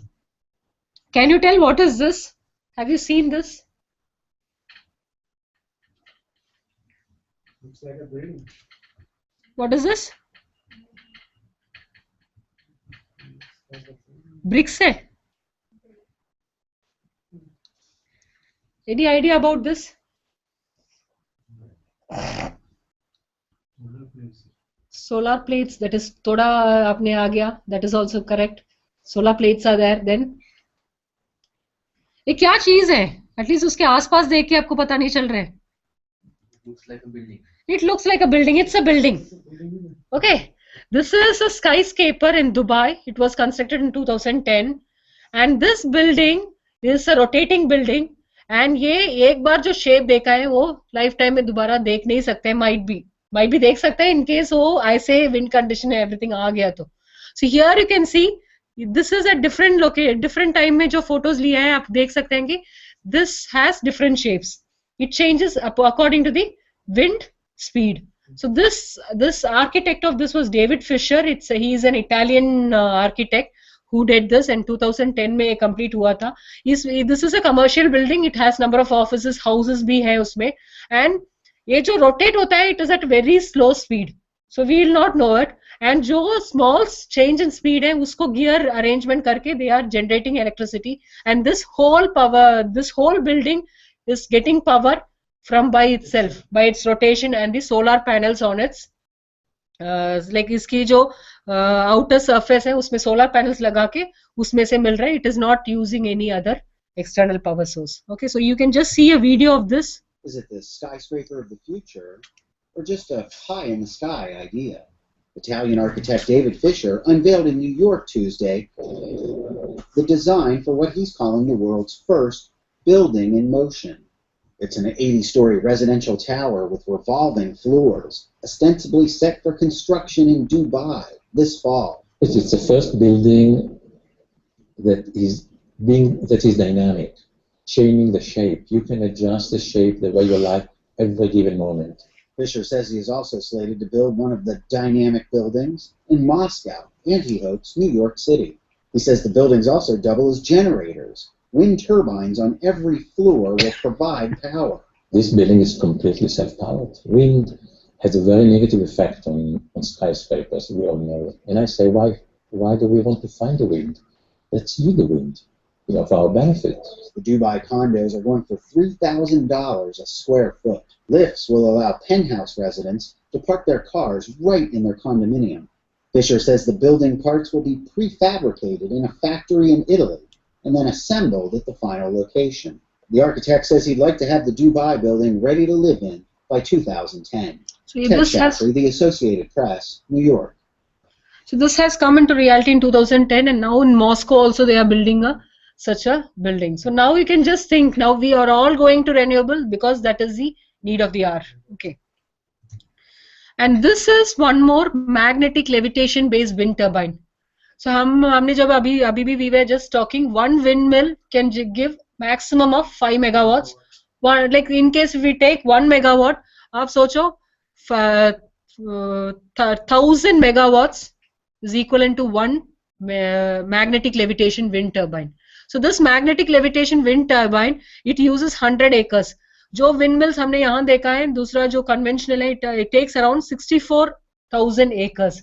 So within 100 acres itself, it's a very big arrangement, and this is a magnetic levitated wind turbine, and it can power around 750,000 homes. And this around say 1,000 standard windmill can only power 500,000 homes. And this windmill, if you see, it is based on the principle of magnetic levitation. Have you heard about this magnetic levitation? Okay, so like हमारे यहाँ student ने भी एक magnetic levitated arrangement किया था. I'll just show you the video. So here the same principle is there. So उसमें ये है कि this magnetic levitated wind turbine का advantage है कि there is no friction in this. जो एक portion है, this is a neodymium magnet is used there. Usually हमने यहाँ जो बनाया it is an electromagnet, but here it is a permanent magnet. And it has no friction, it has no touching, it is not touching with other portion, and it goes on rotating. And इसके rotate करने के लिए only 1.5 meter per second speed is required. And even till 40 meter per second speed maybe, this will give you the efficient efficient power generation. So even come power से slightly इसको rotate कर दिया, it will go on rotating. That is the advantage of this magnetic levitation wind turbine. So now this is also a project. I don't remember the place, but you can just go and search in Google for this magnetic levitated wind turbine. So this magnetic levitated wind turbine is like in future, if you see, surely it will replace all these standard wind turbines. Okay, so our student had made this project. You can see this. So हमारे यहाँ lab में हमने बनाया है. This is an electromagnet. Okay, and this is an electromagnet, and here this is also a magnet only, permanent magnet. उसको like weight proper होने के लिए हमने एक battery उसमें attach किया है, but otherwise battery इसको नहीं चाहिए. This is a permanent magnet only. वो proper correct weight है तो ही वहाँ वो suspend होगा. So you can see there without any contact. इसको slightly हमने turn कर दिया, ये rotation में चले जाएगा, and it will not stop. That is the thing here. Slightly उसको एक force चाहिए, that's all. Once it gets the force, then automatically it will go into rotation. That's why I said even that big windmills which you saw there, the magnetic levitation windmill हमने जो दिखाया था, that requires only a small push. 1.5 meter per second की wind speed ही required है. Once it goes into rotation, it will continue in rotation because there is no friction. Same principle many other applications के लिए. In places where you want to share some chemical which is like hazardous, कुछ और material नहीं डाल सकते और हाथ डाल के, like human cannot interfere. In that place also say उसकी share करने के लिए भी this magnetic levitation principle can be used. And now in the field of wind also, nowadays people are going behind these windmills, like magnetic levitated wind turbines. Okay, so that can also be done. Next is hydroelectric power. So like India's leading renewable energy source, like we know that hydropower is being used as the base load for of India. So hydroelectric power we are going to see. So the earliest reference from 4th century BC Greek. It started, and it's a Greek word. Hydro means water in Greek. Okay, so it started from the 4th century, and now if you see hydroelectric power using the potential of energy of rivers, it is 17.5% of the world's electricity is obtained from this. So you can see that world ke jo pura world ke 17.5% of the electricity is generated by hydroelectric power, and this is 2013 ka data hai. 99% in Norway, 57% in Canada, 55% in Switzerland, 40% in Sweden, and 7% in USA. Even in India, if you see, we are also dependent on this hydro. And water flow, like as such here, as you know, hydra, like we have the dams, higher potential, like water is stored at higher potential in the dams, and it is made to flow through the penstocks. So here, this is the arrangement. Here, the reservoir is there, the dam, and penstock se pani it comes and it rotates the turbines and it goes like downstream में river में चले जाएगा, and this can be used for generating electricity. So we are getting short of time, so एक और video है. Okay, just you can see this video. Niagara Falls. This is Niagara Falls, and they are showing how 170,000 cubic meters of water flow past here every minute at almost 60 kilometers per hour. That's enough water to fill about 100,000 Olympic swimming pools every day. Standing here, you can actually feel the power of the water. Harnessing that power is what hydroelectric stations have been designed to do for over 100 years in Ontario. In essence, they are factories that convert the energy of falling water into the flow of electrons, or what is commonly called electricity, the electricity that powers the province. Most hydroelectric stations use either water diverted around the natural drop of a river, such as a waterfall or rapids, or a dam is built across a river to raise the water level and provide the drop needed to create a driving force. Water at the higher level is collected in the forebay. It flows through the plant intake into a pipe called a penstock, which carries it down to a turbine water wheel at the lower water level. The water pressure increases as it flows down the penstock. It is this pressure and flow that drives the turbine that is connected to the generator. Inside the generator is the rotor that is spun by the turbine. Large electromagnets are attached to the rotor located within coils of copper wire called the stator. As the generator rotor spins the magnets, a flow of electrons is created in the coils of the stator. This produces electricity that can be stepped up in voltage through the station transformers and sent across transmission lines. The falling water, having served its purpose, exits the generating station to the tailways, where it rejoins the main stream of the river to continue the cycle of creating clean, renewable energy for Ontario. And hydroelectric dams के advantage and disadvantage देख लिया. तो advantages, the energy is virtually free, no waste or no pollution is there, and it is reliable and can cope up with the peak demand and can increase the full power very quickly. Can increase to full power very quickly, unlike other power stations. That's why here base plant उस reason के कारण use किया. Electricity can be generated constantly. Some of the disadvantages, it is expensive to build. Okay, and then the environmental constraint downstream and upstream, flooding हो सकता है, or like many other problems are also there because of this dams. Okay, so that is the main disadvantage. So this is a pump storage plant. This you cannot say this is an generating like इसमें क्या है कि when during the non-peak hours, when electricity का जो cost कम है non-peak hours में, उस पानी को हम pump करके ऊपर रख देंगे, और during the peak hours when the electricity's cost is more, you generate it. Okay, so this is actually not a generating station. You can say this is just a storage. When we want it, like say अभी जो electricity दूसरा form में है, we can store it in battery or some other form. But जो इस form में, like from the hydro, you cannot store the energy and keep. Okay, so ये एक storage plant है. This is not a generating plant. Actually, it's a storage plant. During the non-peak hours, हम उसको pump करके reservoir में रख देंगे, and when it is the peak hours, जब electricity का cost ज़्यादा है, उस time हम उसको generate करते हैं. Pump storage plant का advantage है कि little effect on the landscape and no pollution or waste. That is hydro का same वही है. Disadvantage है कि it is very expensive, and say once you have once it's used, you cannot use it again until you have pumped the water back up. से आपने pump करके ऊपर नहीं रखा तो फिर वो use ही नहीं है. So you have to pump it. So other cases में वो naturally we are collecting the water. Here you have to pump it. So that is a disadvantage of this system.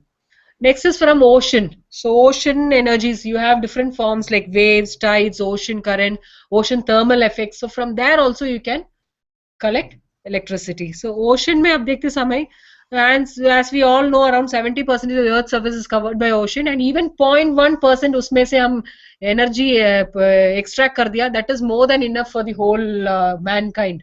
That is what we are saying. And depending on the location also, you can extract this ocean energy.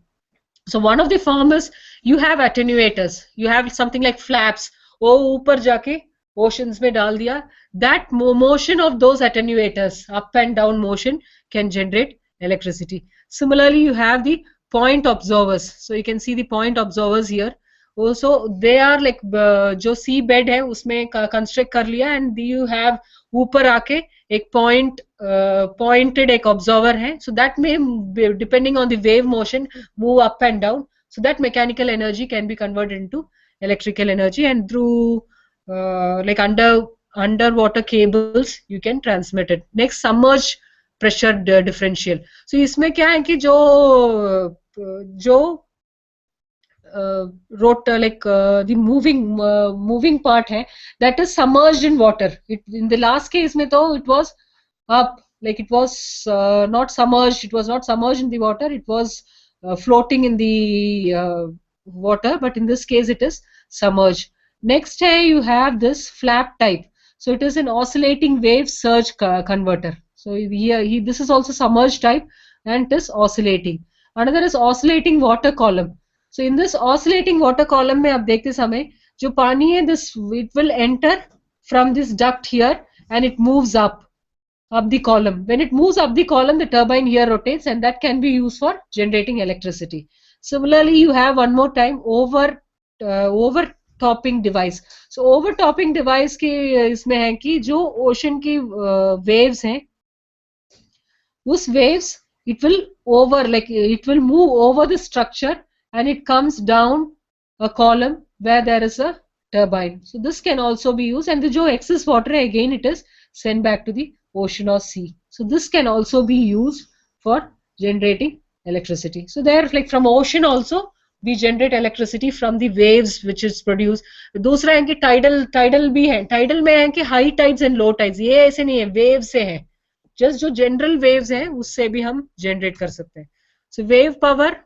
Waves push high pressure on oil through, like even hydraulic motors can be used to generate electricity, and it can be taken to the grid via underwater cables. And here if you see from waveforms, around 30 megawatt per square kilometer, enough to power around 20,000 homes. So if you take like उसमें से wave farm से आपने 30 megawatts ले लिया तो भी it is enough for a small city, is it? And this is also like submerged type wind turbines hai. Not wind, like current, like water current turbines. So next is tidal power. So as we all know, tides are generated, like produced because of the position of earth, moon and the sun. Is तीनों की position. When they come in a line, like when the earth comes between the moon and the sun, high tides are generated. At the same time, when earth and sun are perpendicular to this moon, low tides are produced. So this time, this also is a continuous process. From that also you can generate the tidal power, and वो 5 to 10 meters की difference ही इसमें required है. So next is ocean thermal energy conversion. Like जो ocean में temperature difference है, जो top portion of the ocean and bottom, like जो bed है, ocean की bed है, वहाँ की जो temperature different है, उससे भी हम एनर्जी जनरेट कर सकते हैं. And you can see around 24 to 30 degree celsius का डिफरेंस है इस दोनों का, टॉप रीजन एंड बॉटम का. So this is a structure which you can see here. सो ऊपर है हाई टेम्परेचर, लाइक वाटर का बहुत हाई नहीं है, it is around 20 to 30 degrees celsius, and नीचे it will be cooler. So now what is done, the जो water है from the collar surface, it is taken here, it gets condensed, it's pumped and it goes to the upper surface, and the upper surface water is also entering and it exchanges the heat here. Okay, and there that heat is transferred to this, and the water will get converted into steam, and that vapor is used for rotating the turbines. Again, in the turbine, water get condensed and it comes back. Okay, so this is only the difference in water, the temperature in water is also utilized for generating power. Next is geothermal. So geothermal, as you all know, like exploiting Earth's temperature to produce electricity. So Earth के अंदर जो हमारे Earth crust में है, you have the rocks there, and it is around 4,000 degrees C it is. So the rocks also melt, and वहाँ से जो rocks, melted rocks है, वहाँ से high steam will be coming out. So you can see this. छोटा सा ducts है, तो from there high steam will be coming out. So this steam can be used for generating electricity. So that you can see here, one of the real-time plant and the structure here. So in this structure, जो high steam है, so this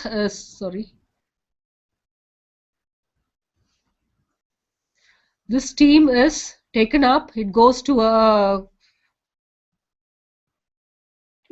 region where it is being exchanged. That steam is जो waste product है, it comes down and the steam is taken up and it goes to the turbine. It exchanges, like it does the useful work there, and that exists. And after that, the steam is taken to the condenser, and there it gets condensed, and the water is again going back. Like water यहाँ cooling purpose के लिए use कर रहे हैं, जो waste product है, it goes back again. The waste product is said to be the brine, so brine भी यहाँ ऐसे ही चले जाएगा, और जो cooled water है, that will also come down. Okay, so this is a general, like general structure of a geothermal power plant.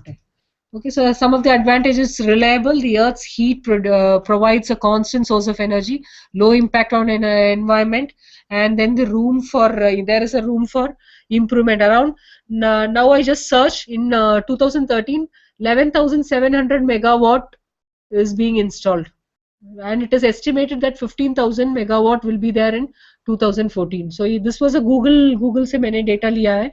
So around 11,700 megawatt is being generated using this geothermal plant. But the disadvantage of geothermal is, by say earth का crust naturally cool हो गया, then that area cannot be, once you have constructed, वो तो waste हो जाएगा. So earthquake may occur, then that plant is disturbed, and then building cost is there. So these are some of the disadvantages. And other thing is, जो geothermal area है, it may be far away from the electricity grid.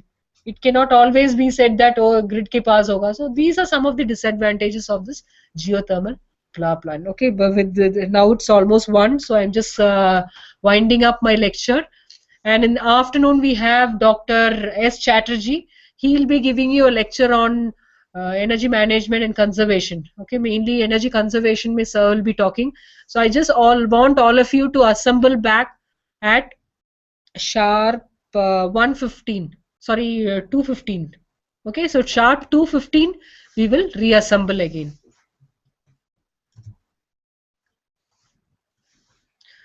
So if you have any doubts, you can ask. चलेंगे हो tea breaks के लिए, नहीं है ना? Okay. So I'll just show you this slide is there. Just see. So इसमें Okay, I thought I have put my slide share link, but slide share link is not there. This PPT I'll be putting in the slide share link, and otherwise I'll be sending you people also. So you will be getting a copy of this. Okay. So if you have any doubts, you can just contact me. My mail ID and phone number is there. And if you have any doubts, you can ask me now.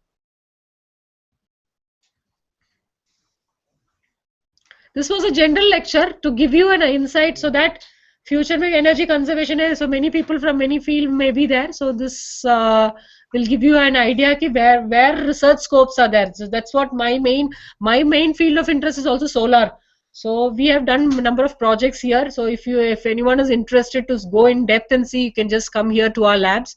We have done MPPT, maximum power tracking. We have smart grids like hybrid systems, wind PV systems.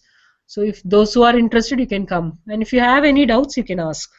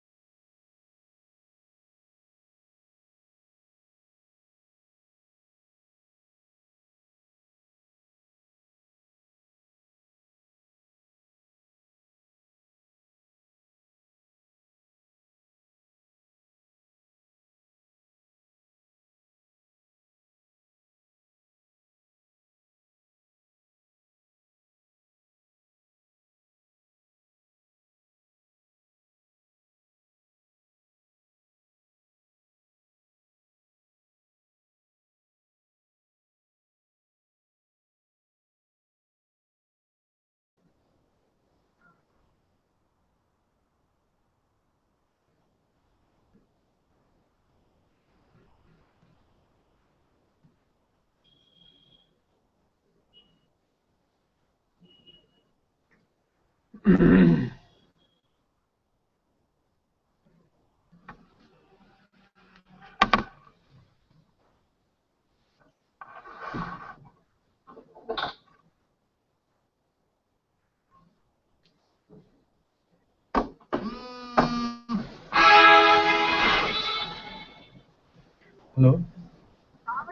हाँ क्या है?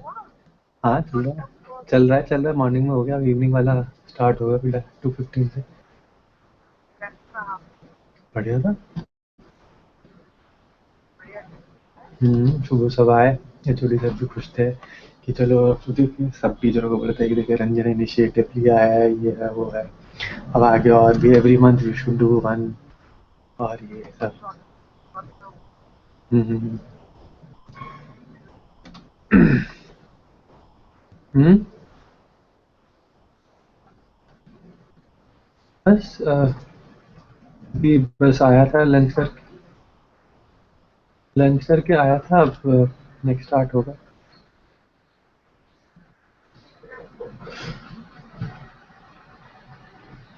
थोड़ा सा आपका आवाज़ cut रही, फिर से कॉल बैक करो। आवाज़ कट रही है, फिर से कॉल बैक करो।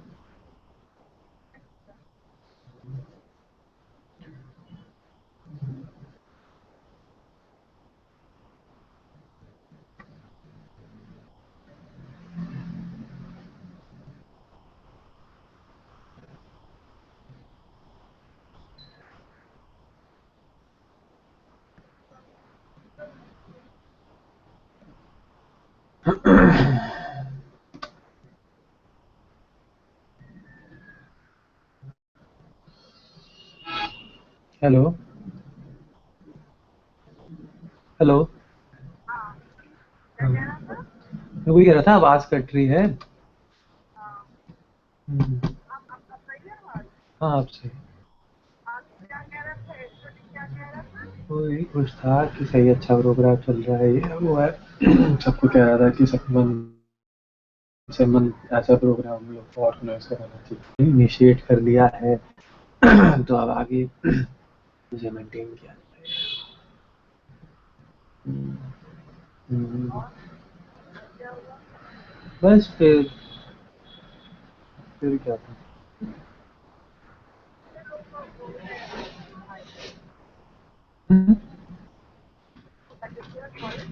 नहीं नहीं, इलेक्ट्रिकल डिपार्टमेंट था, वो आते जाते रहते थे, जिनकी क्लास नहीं थी वो आ रहे थे, जिनकी क्लास थी। मैं नहीं बोल रहा था, मैं तो बस कोऑर्डिनेट कर रहा हूँ, बस वेलकम वेलकम करवाया था। हम्म। अरे डिपार्टमेंट को इंट्रोड्यूस करना होता है और उस सब ना। हम्म। दोपहर को भी अब वही है, एक सेकंड सेशन है वो, वजह से मेरा होता था। हम्म।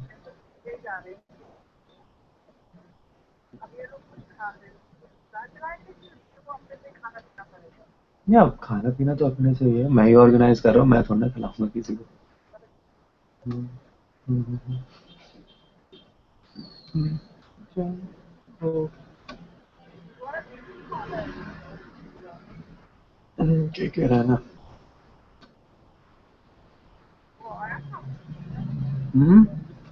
वो नहीं है। हाँ हाँ, आजकल छुट्टी है।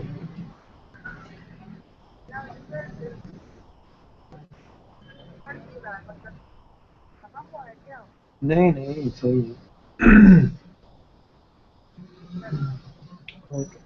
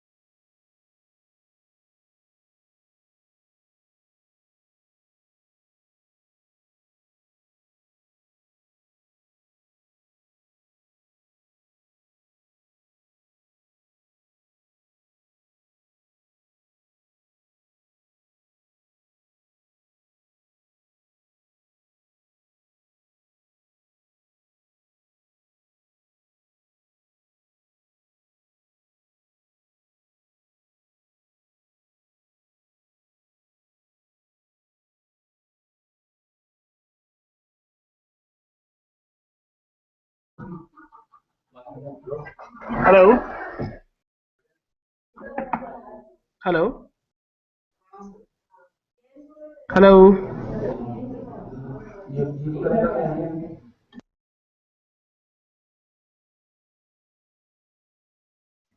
Yes, sir. Hello.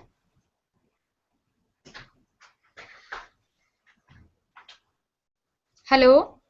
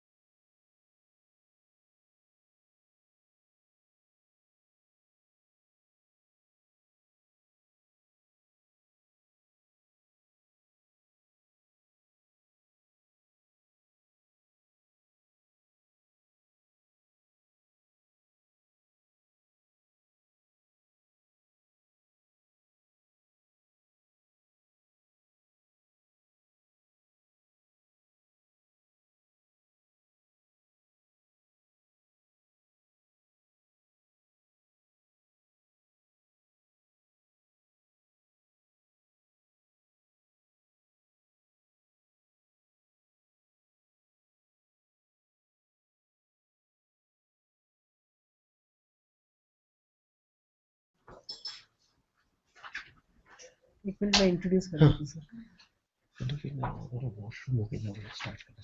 Okay sir, अभी फिर आप चले जाना, मैं तब तक इंट्रोड्यूस कर रही हूँ।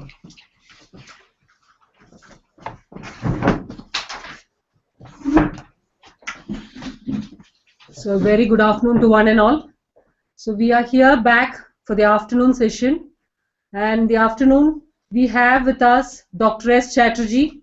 He is an expert in this area of energy management, and past 35 years he has done a lot of work in this field of energy management. He had conducted energy audit, and in the field of energy conservation also they have implemented number of projects. So he was an ex-professor here, professor and head of the electrical engineering department, and in 2014 December he got retired, and then after that he was working as the pro VC in Desh Bhagat University, and now he is handling some of the projects for at NITTER itself for the Nigerians, and he is an eminent professor in the field of energy management. So I first welcome him to this course, and he will be giving you an insight on energy management techniques and all the energy conservation techniques. And tomorrow also he is having a lecture. There he'll be handling a session on hydro and wind. In depth he'll be telling about the hydro projects and the wind projects. And now I just hand over the session to Dr. S. Chatterjee, and he'll be continuing it. Okay. So can I go there? Yeah. आप इसको थोड़ा सा. Okay.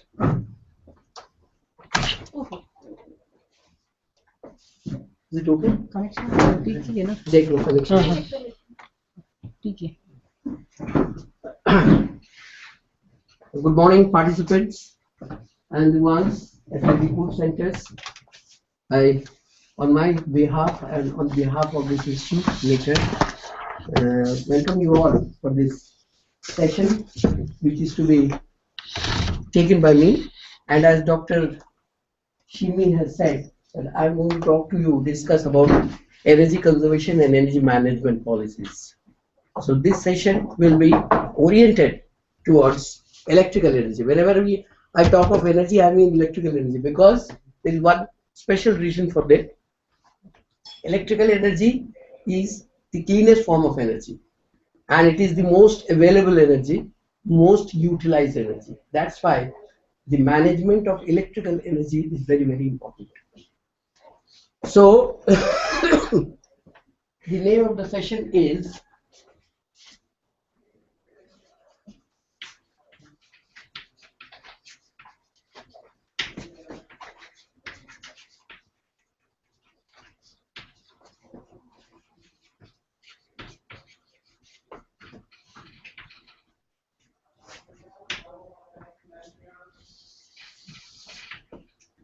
conservation and management of energy. As I said, whenever I talk of energy, I mean basically electrical energy.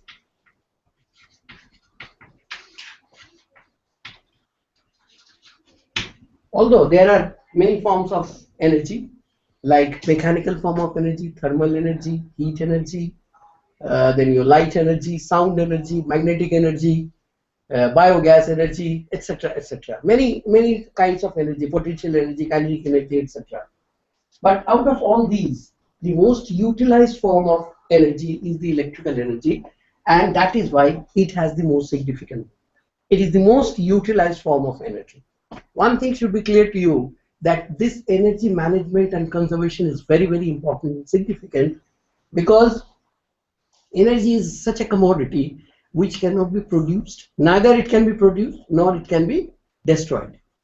So it is only the form of conversion. One form of energy is being converted into another.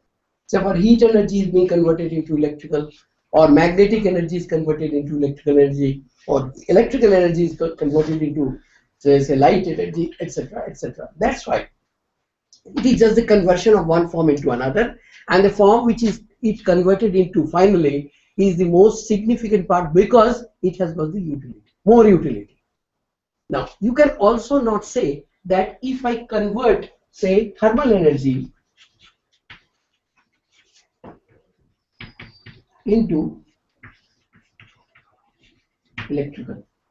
This is the task. Suppose I would say that I will like to have all the input given as thermal energy converted into electrical energy. But will it be possible to do so? No. It is not possible. Why? Why is it not possible? Why is it not possible? Because we tap the energy. Is it tapping or? We convert energy, so there would be some losses associated with it. Okay, losses. The methodology, the device, what you use, what you employ to convert one form of energy into another, that itself will have certain losses in itself. Okay, so that is the conversion loss they call it. Now the loss also, as I said, energy cannot be destroyed, so it is also a form of energy. So the thing is, if you convert thermal energy into electrical energy, there could be that some part of it is converted into light energy, or some part of it is converted into magnetic energy. It is an energy, form of energy, but our objective was to get electrical energy, and 100% electrical energy was not obtained. Similarly, if you suppose, I give you an example to you. Suppose there is a filament lamp, bulb.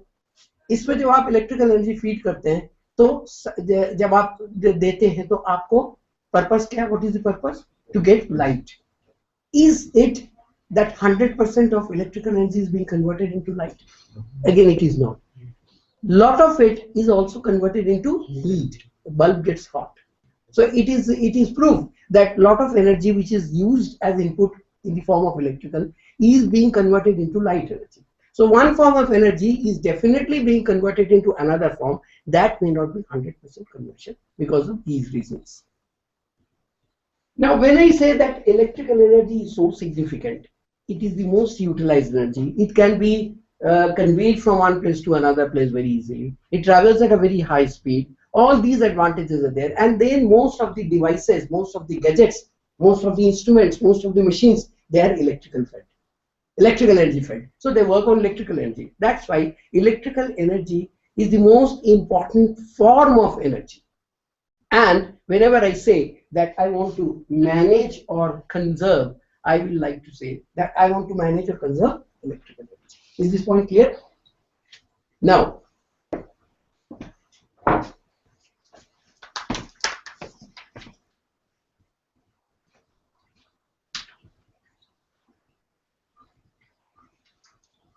what is the meaning of conservation? Can you tell me?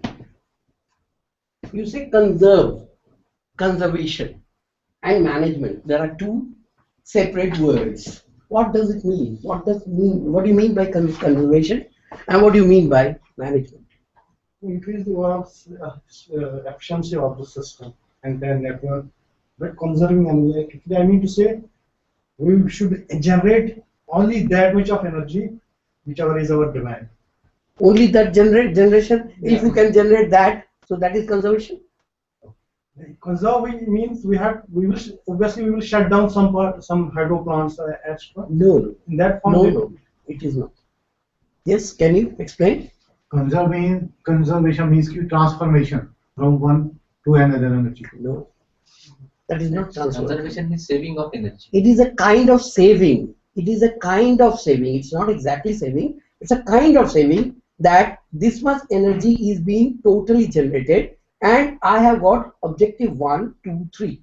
I have got to get this work done. I have got to get the second work done. I have got to get the third work done.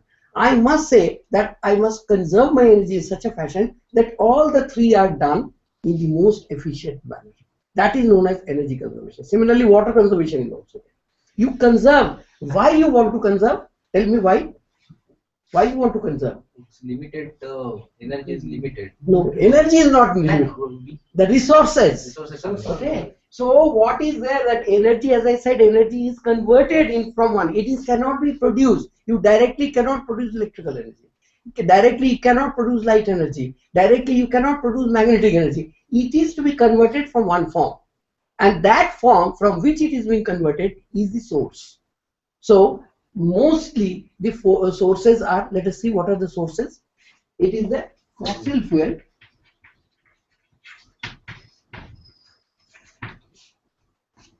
Why fossil fuel? Because if you go for the for the generation of electrical energy, there are how many types of generations? Mostly 5. thermal, Hydro, hydro, gas, diesel, nuclear, gas, diesel, nuclear, and there can be others. there can be non-renewable or renewable sources also.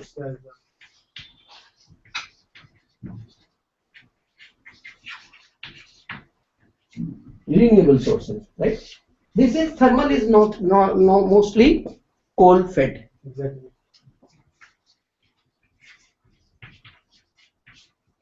This is of course water. This is gas. This is nuclear, and there are so many other things which are the non-conventional way of generating energy.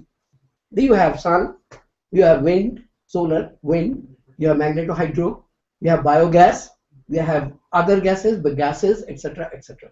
So they are the other or non-conventional type of fuels. The fuel is very, very important, from which either you burn it or you dig it somewhere or you get it fermented by some method and then you convert it into electrical energy. So that process is needed, and basically these are all, if they are non-renewable type, because this fossil fuel is a non-renewable type, is it not? What is a coal? What is wood? What is that? What is coal? It comes from the earth. They are plants buried under. Many years, several crores of years they were buried and they form the coal, right? But there is a limited amount of it and it is getting depleted year by year. Now it is such that about 200 years from now, you may have a situation wherein there will be no coal. Because I remember when I was young, I was small, you are all young people. When I was small, I used to get the people that selling coal on ठेलास. वो बेचते थे वो. अभी कोई बेचता है, and that was the main domestic fuel. घरों में चूल्हा उससे जलता था. अभी कोई जलता है? नहीं जलता. The gas is also natural. This thing. This is also fossil fuel. This is also coming from nature. Petroleum product. This is a petroleum product. They are also petrol, diesel. They are also depleting. Coal is also depleting. अभी आप coal इतना कम हो गया है कि many times you will not find the coal is available. वो चीज तो गया. पहले तो घरों में कोल, हर कमरे में, हर मकान में एक छोटा सा कोने में कोल होता था जिसमें उसको तोड़ के भट्टी जलाई देती थी, and your this thing food used to get ready. So that was the fuel. Now I don't think there is any house which is using coal for burning and prepare the food. So it has exceeded, depleted, and nowadays many people will be, I mean, for next generation, perhaps they will not know what is the color of the coal. They will not see what is coal. So that is the position. So it is a very dangerous position. And what is happening that our maximum generation is thermal generation. You know what is the total installed capacity of India, power-wise? 284. It was 280,000. Yeah, 284 gigawatts. So it is about 284,000 megawatts. This is the total installed capacity of power in India. And out of which about 65% is thermal. Still, as on today, 65% is thermal generation. Very, very important. तो अगर आपका कोल ही खत्म हो जाता है, the bulk of the generation will go. And as I said, another 200 years later, the statistics, the graphics, and जो खुदाई करते हैं, उससे ये पता चलता है कि another 200 years you can live with coal, but later that it will not be there. So it is a very alarming situation. The rest, about 35% is hydro, gas, nuclear, etc., etc. Out of which the bulk is hydro. Hydro may be or form होता है, that is known as small hydro. Small hydro has got micro, pico, mini, etc., etc. So nomenclatures are there, and it depends on how much quantity of electricity is being generated. Is it clear? So it shows that if this is the scenario, you have to conserve energy, you have to retain your resources which are limited in nature, because electricity is a commodity. Electricity is nothing special, it is a very, very important thing, and you live with electricity. पहले जमाने में क्या होता था? No fan, okay, सो जाते. No electricity, even then we can read lantern this. Now can you believe? No one can believe. 1 minute अगर power नहीं होगा, everybody will come out. वो सब गर्मी हो रही है, this हो रहा है, that हो रहा है, AC नहीं है, telephone नहीं है, system नहीं है. So your every step is dependent on electricity, and electricity is driving you actually. You are electrically driven. जो machines होते हैं वो electrically driven होते हैं, वहाँ the human beings are also electrically driven. So your life, every step is electrically driven. So you can't just afford to waste electricity. You just can't afford to waste, or I mean non-conserve the electricity, and that is the significance. So that is the importance of electricity. So natural resources are limited, you have to conserve them. This is established. Now one more thing I would like to say, that the irony is such that the total generation का 2/3 that is consumed by only 1/3 developed people, and the 1/3, or that is 2/3, or even 1/3, it is 1/4. ये जो है ये 1/4 of the population. Total generation का 2/3 part is consumed by 1/4 of the population. Now what is left? 1/3 is left, which is to be distributed among 3/4 of the total mega population. Why? This is the scenario of the whole world. That is why this is so important. It is a very, very mega issue in front of your planning. Okay? The planners have to take this as the mega issue. There are two mega issues. One is the electricity generation and its distribution. Another thing is the rural development. If you have any project in these two areas, you will readily get money pumped in from the central government or any state government also. You can work on it. ये projects पर आप अगर काम करोगे तो आपको बहुत पैसा मिल सकता है.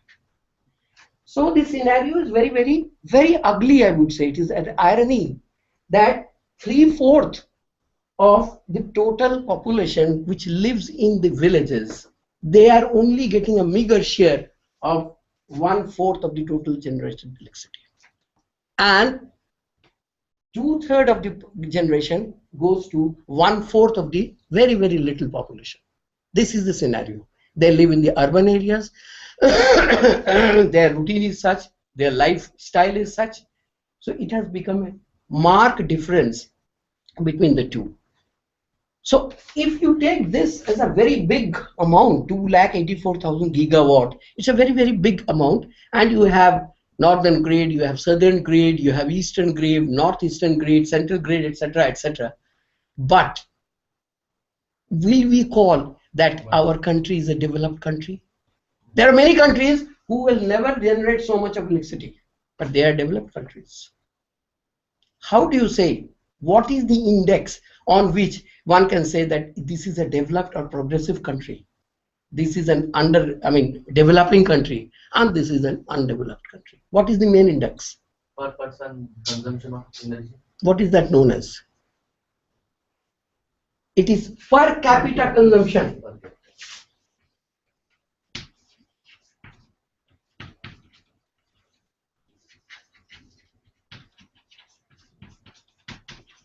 Of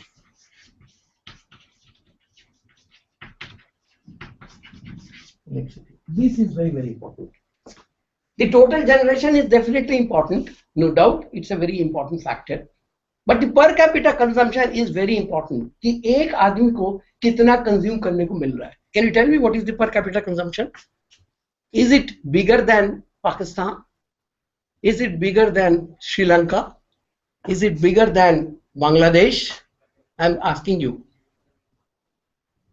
They are very, very small countries. They don't have any bridge. India is comparatively is a very big country, very powerful country. But the saddest part of it is the per capita consumption of electricity of India is lesser than that of Pakistan, is lesser than that of Sri Lanka. क्या कारण है उसका? We have huge generation, but the population is very, very huge, extra huge. Population is extra huge. It cannot match. 900 something. If it is slightly less than 1,000 units.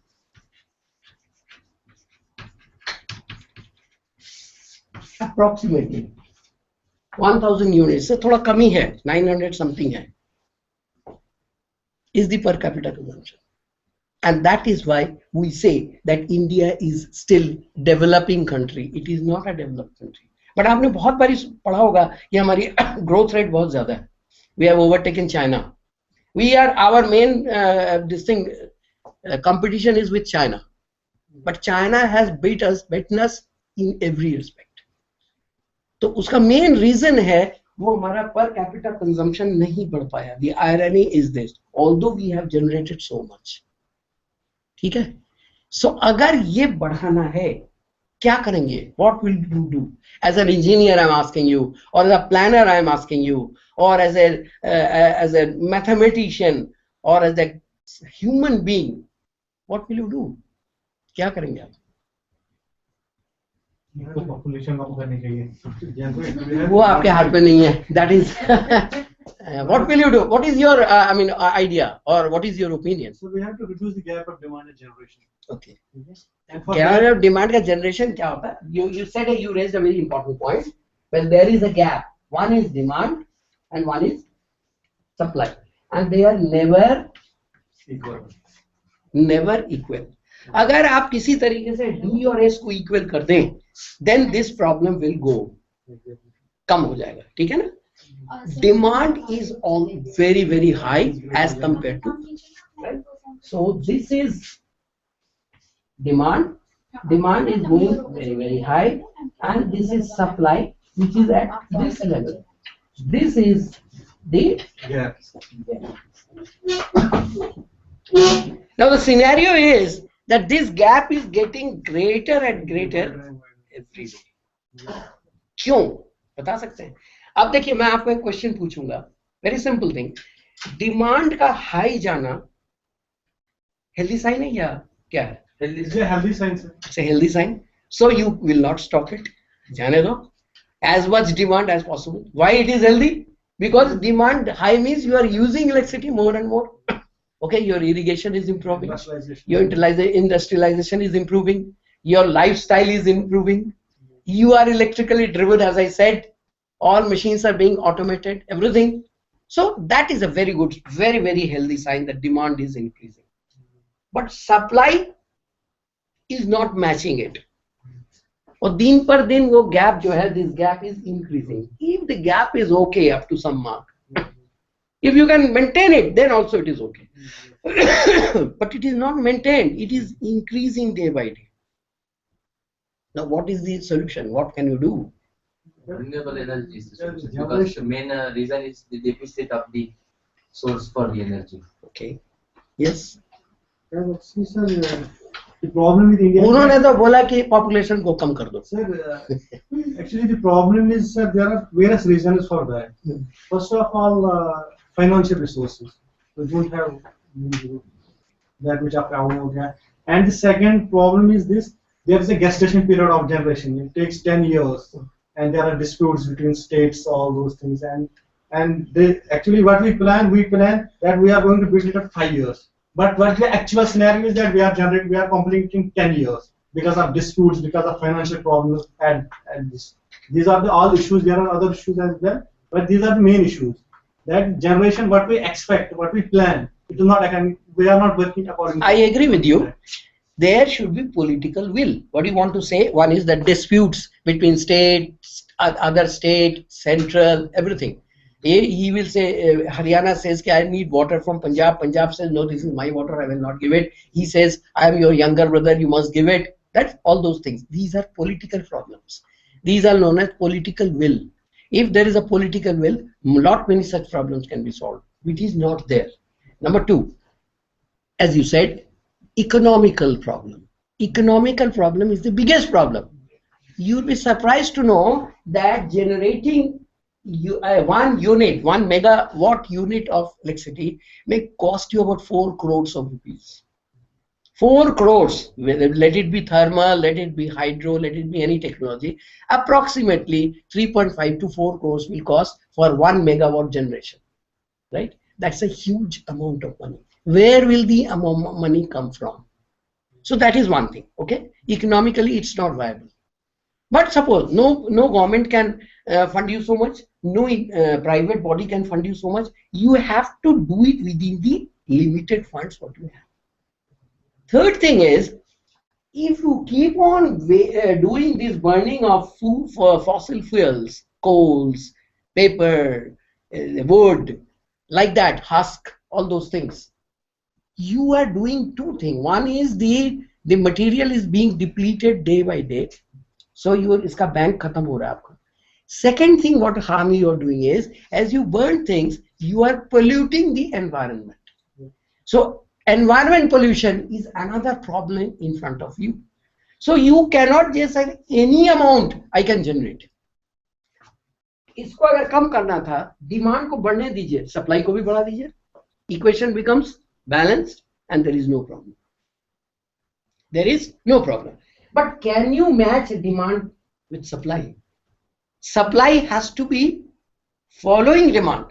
It cannot be better than demand. It cannot be because of as many reasons as I said or he said. There are other reasons also. Political will hona chahiye, money honi chahiye. Technology also is not known to us. Efficiency of the methods are not also foolproof. So all those things will put you in a very bad shape and you'll never be able to generate so much that the demand is failed.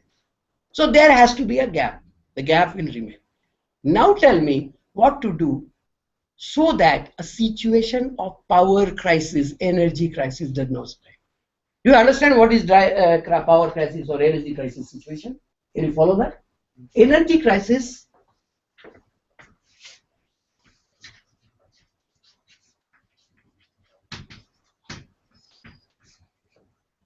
this is a very, very odd situation. It may arise, you never know. Energy crisis is that situation when this gap has increased so much that it is totally out of control and the situation becomes unstable. You cannot do anything. तो failure हो जाएगा. उसको बोलते हैं energy crisis. हुआ था, एक बार हुआ था. तो उसको टैकल किया गया. But energy crisis is hell of a thing, you know. Energy crisis कभी अगर हो जाए पूरी तरीके से तो पूरी गवर्नमेंट टॉपल्ड हो जाएगी. Because as I said, the main index of your country being progressive और इट इज अंडर प्रोग्रेस और it is in progressive state, that will be decided by your per capita consumption of electrical energy. ये GDP का एक main index है. GDP आप समझते हैं ना? तो GDP, yes, GDP gives you the idea of how much money you have for the total growth, how much product you have, and that is directly related with the per capita consumption.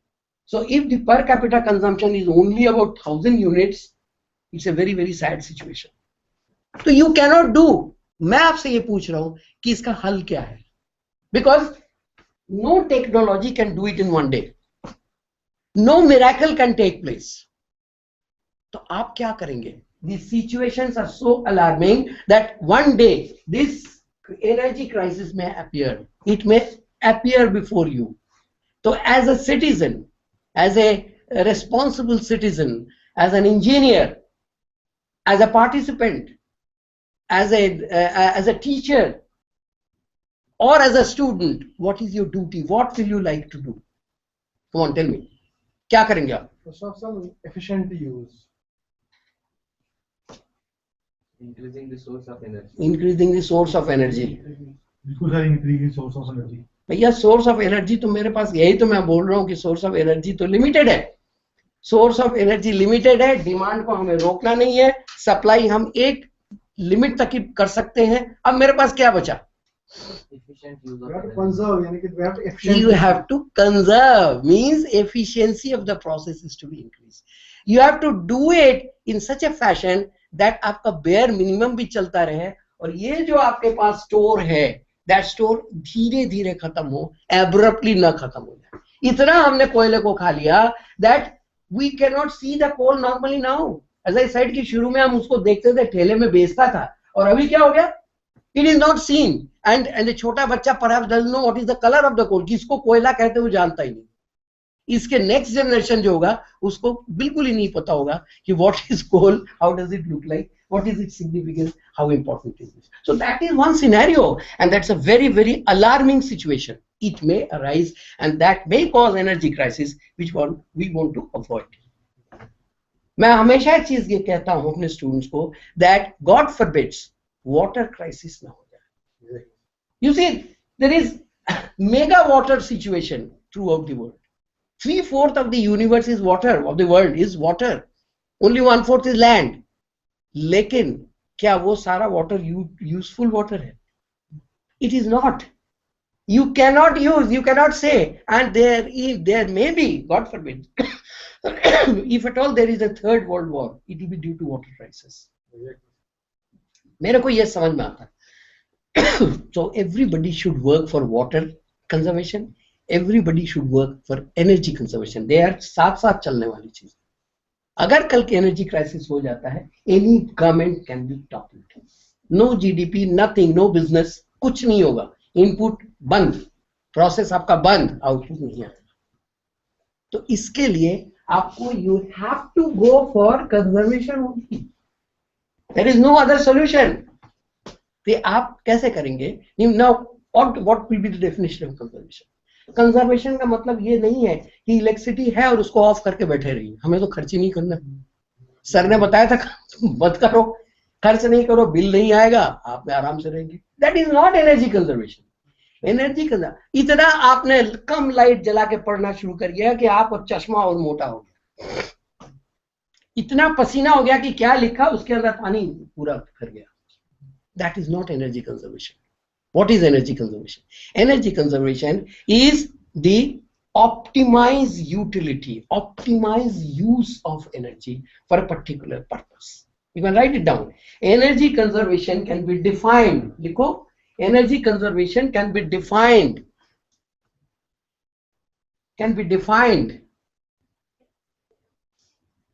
As the optimum utilization of energy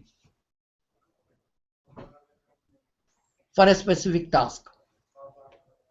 It is the optimum application or optimum utilization of energy for a particular task. अगर आपको task करने के लिए energy की आवश्यकता है तो आप इतनी एनर्जी यूज कीजिए जो कि प्रॉपर्ली यूज हो जाए, लेकिन bear minimum comfort must be. मुझे उतनी पंखा जरूर चला लेनी चाहिए जिससे मेरी सेहत ठीक रहे. उतना लाइट आई मस्ट यूटिलाइज ताकि मेरे आंख में पावर न बढ़ जाए. So bare minimum comfort can not be given up at any time. उसमें कुछ नहीं आपको करना है, लेकिन उसको इस तरीके से यूज कीजिए कि अफराद ना करिए, एक्स्ट्रा ना कीजिए, एक्स्ट्रा यूज, एक्स्ट्रा वेगेंजास जिसको कहते हैं. So that is in other way saving of wastage of electricity. Now wastage of electricity means what? Electricity can not be destroyed. तो आप कहां से सेव कर लेंगे? Can you save? इलेक्ट्रिसिटी तो अब जैसे है, अगर आपने जलाया तो यूज हुआ, नहीं जलाया तो यूज नहीं हुआ. Where does it go? कभी ये सोचा आपने? It is, you see, 100% energised. The points are 100% all the time energised. अगर ये एनर्जाइज नहीं है तब तो कोई बात ही नहीं. But if it is energised and you are not utilising it, is it saving?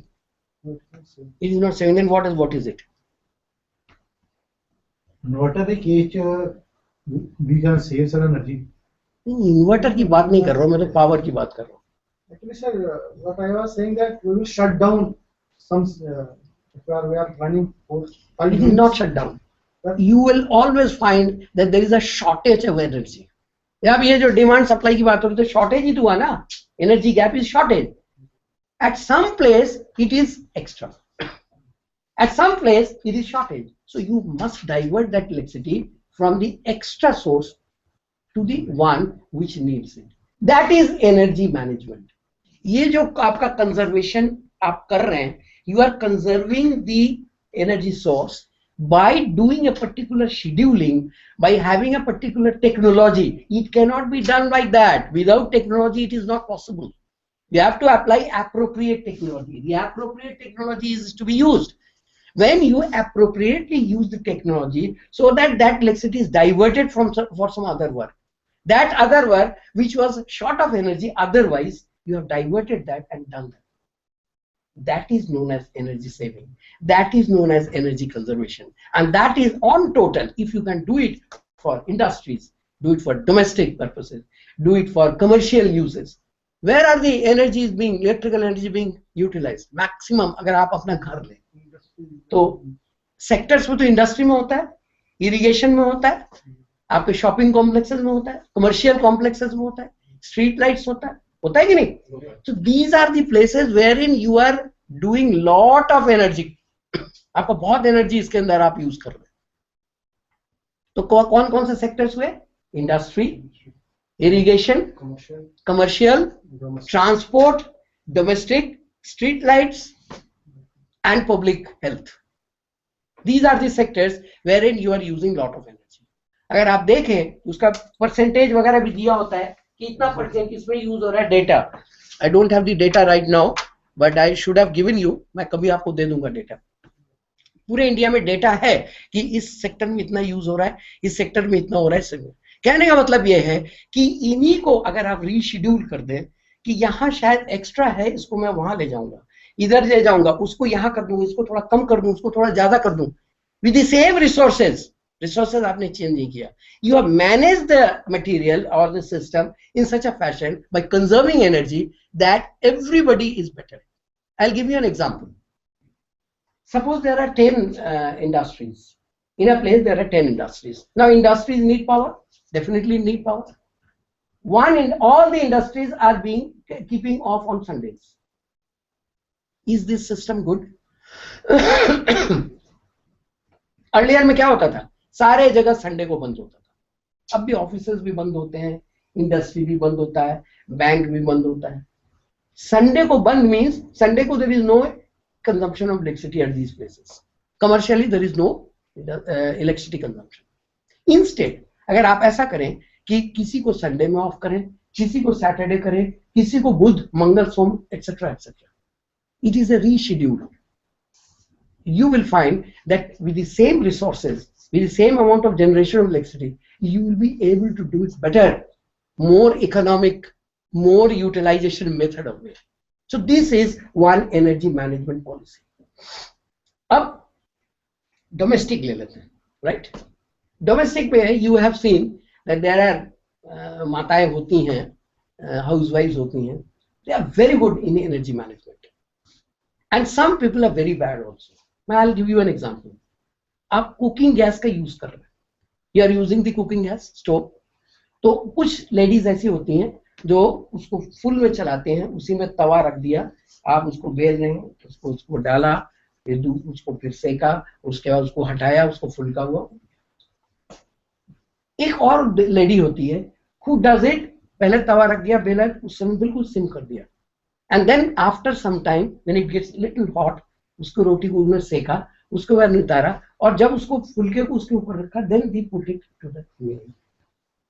वो फक्स कब से फूला रख दिया, फिर कम कर दिया उसको. Which is better? It has to be better. Now this is energy management. You are managing the fuel, the LPG gas in such a fashion that neither your utensil is getting black, वो भी काला नहीं हो रहा है, जल नहीं रहा है, आपकी रोटी कार्बन लेस बन रही है, उसमें स्पॉट्स नहीं आ रहे हैं, वो हेल्दी बन रही है. You are doing it faster. आप क्विक कर रहे हैं, काम क्विक कर रहे हैं, क्योंकि आपको पड़ा है कि अभी करना है, तो क्विक होता है. अब वो नहीं करेगा तो धीरे धीरे करेगा, स्लो.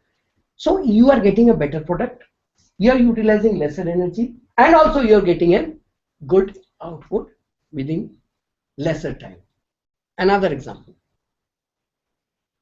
उस लेडी का गैस सिलेंडर जिसने नहीं किया था, अगर 15 डेज चलता है, second ladies it will be definitely 1 month. So save किया कि नहीं एनर्जी आपने? पेट्रोल गाड़ी को भी स्टॉप करना. Petrol many times in the green light you are going, the red light you are stopping.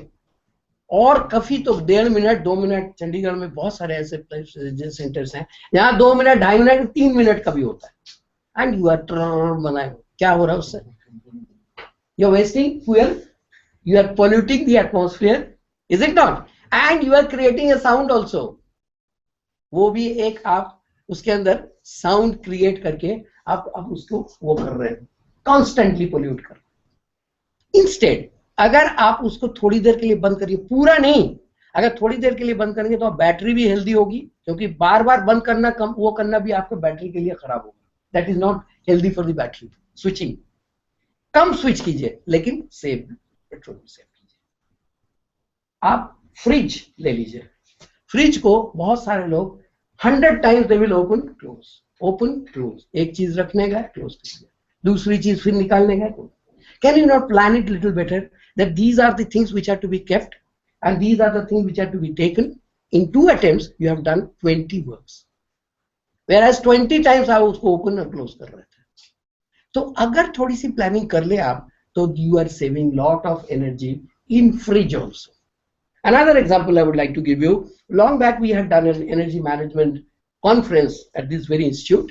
I was head of the department that time. तो उसमें हमने एक बॉम्बे से एक लड़का आया था, some man, he came from Mumbai and he read a paper on how to utilize your this system. आपको उस समय तो ये नहीं होता था, उस समय वो दूसरा वाला स्क्रीन होता था, it was not LED. तो उस समय उसने ये बताया था कि megawatts of energy is being wasted by just utilizing your system in an inefficient manner. Now, can you tell me कि कैसे आपको अपना सिस्टम जो है, जो आप आते हैं, एक आता है ना बॉस, आके क्या करता है, he takes a little bit of water, then he telephones, then he puts on the this thing, your computer, और बैठ जाता है, उसके बाद फिर थोड़ी कहीं चला जाता है, वो ऑन है, पंखा भी चल रहा है, एसी भी ऑन है। क्या करना चाहिए? How to utilise your system. Have you heard of the term called sleeping mode? बिल्कुल sleeping mode. If you go in sleeping mode, if you use the colour of the screen lighter, you will consume lesser energy. बिल्कुल सही, mobile के case में होता है। So why don't you do it? And throughout the country कितने systems लगे हुए हैं, करोड़ों। So much of megawatts of energy unnecessarily is being wasted for nothing, for no means. So he read a very good paper, उसने पूरा statistics दिया था और उसने ये proof कर दिया कि so many megawatts per day can be saved just by using the system properly, efficiently. So you use your automobile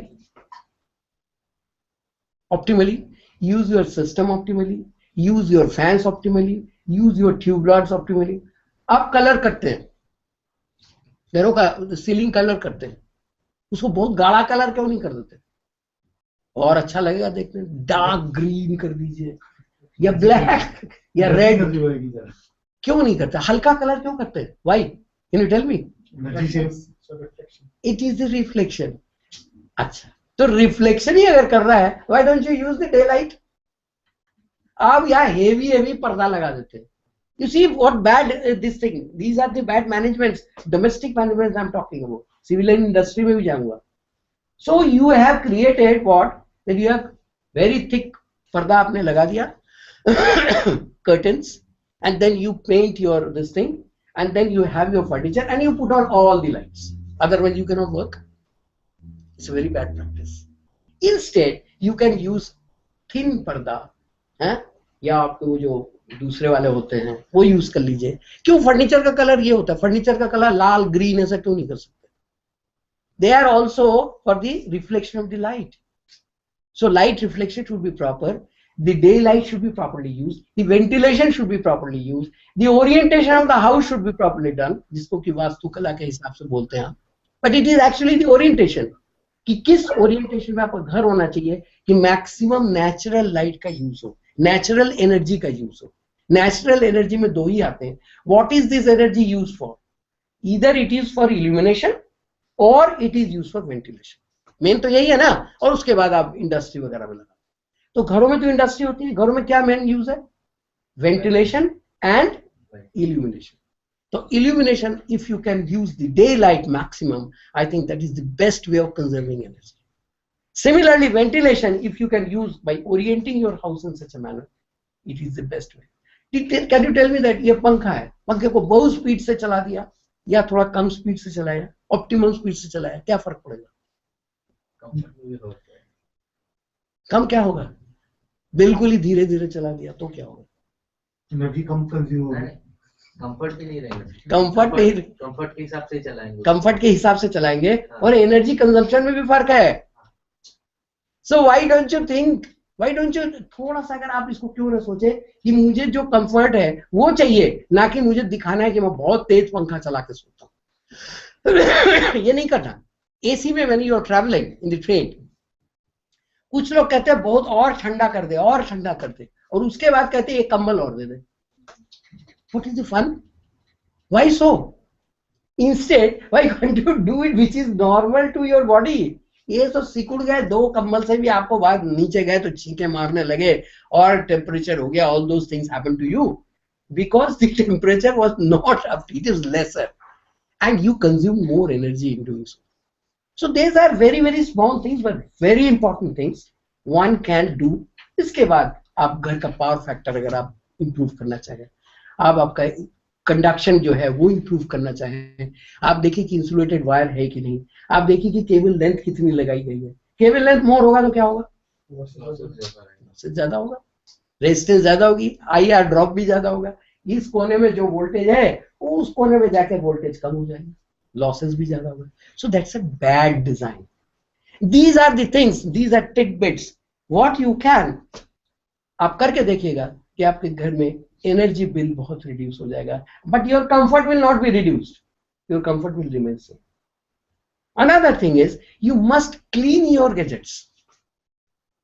जो इंपॉर्टेंट चीज है कि उसका जो ल्यूमेन है उसमें बहुत सारी गंदगी, डस्ट आके फॉर्म हो गया, एक्सटर्नल डस्ट हैज फॉर्म्ड और सम इम्प्योरिटी हैज फॉर्म.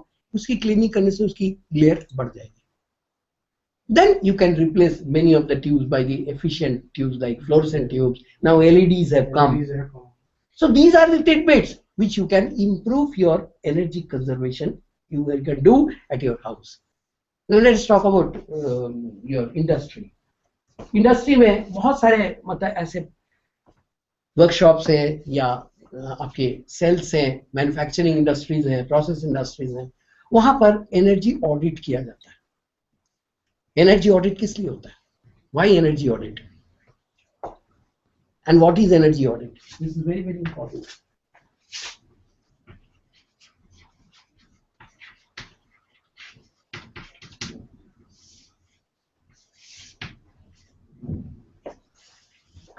व्हाई? बताइए. Charge at different rates. Charge at different rates is energy audit.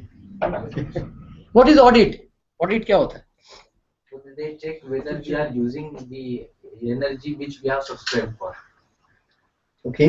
Audit में इसी चेक करना कि जो स्टैंडर्ड है उससे ना कम हो रहा कि नहीं हो रहा. Okay. वो भी देखा जाता है, इसका पावर फैक्टर वगैरह. ठीक, वेरी गुड, आपने ठीक आंसर दिया, but not up to the mark.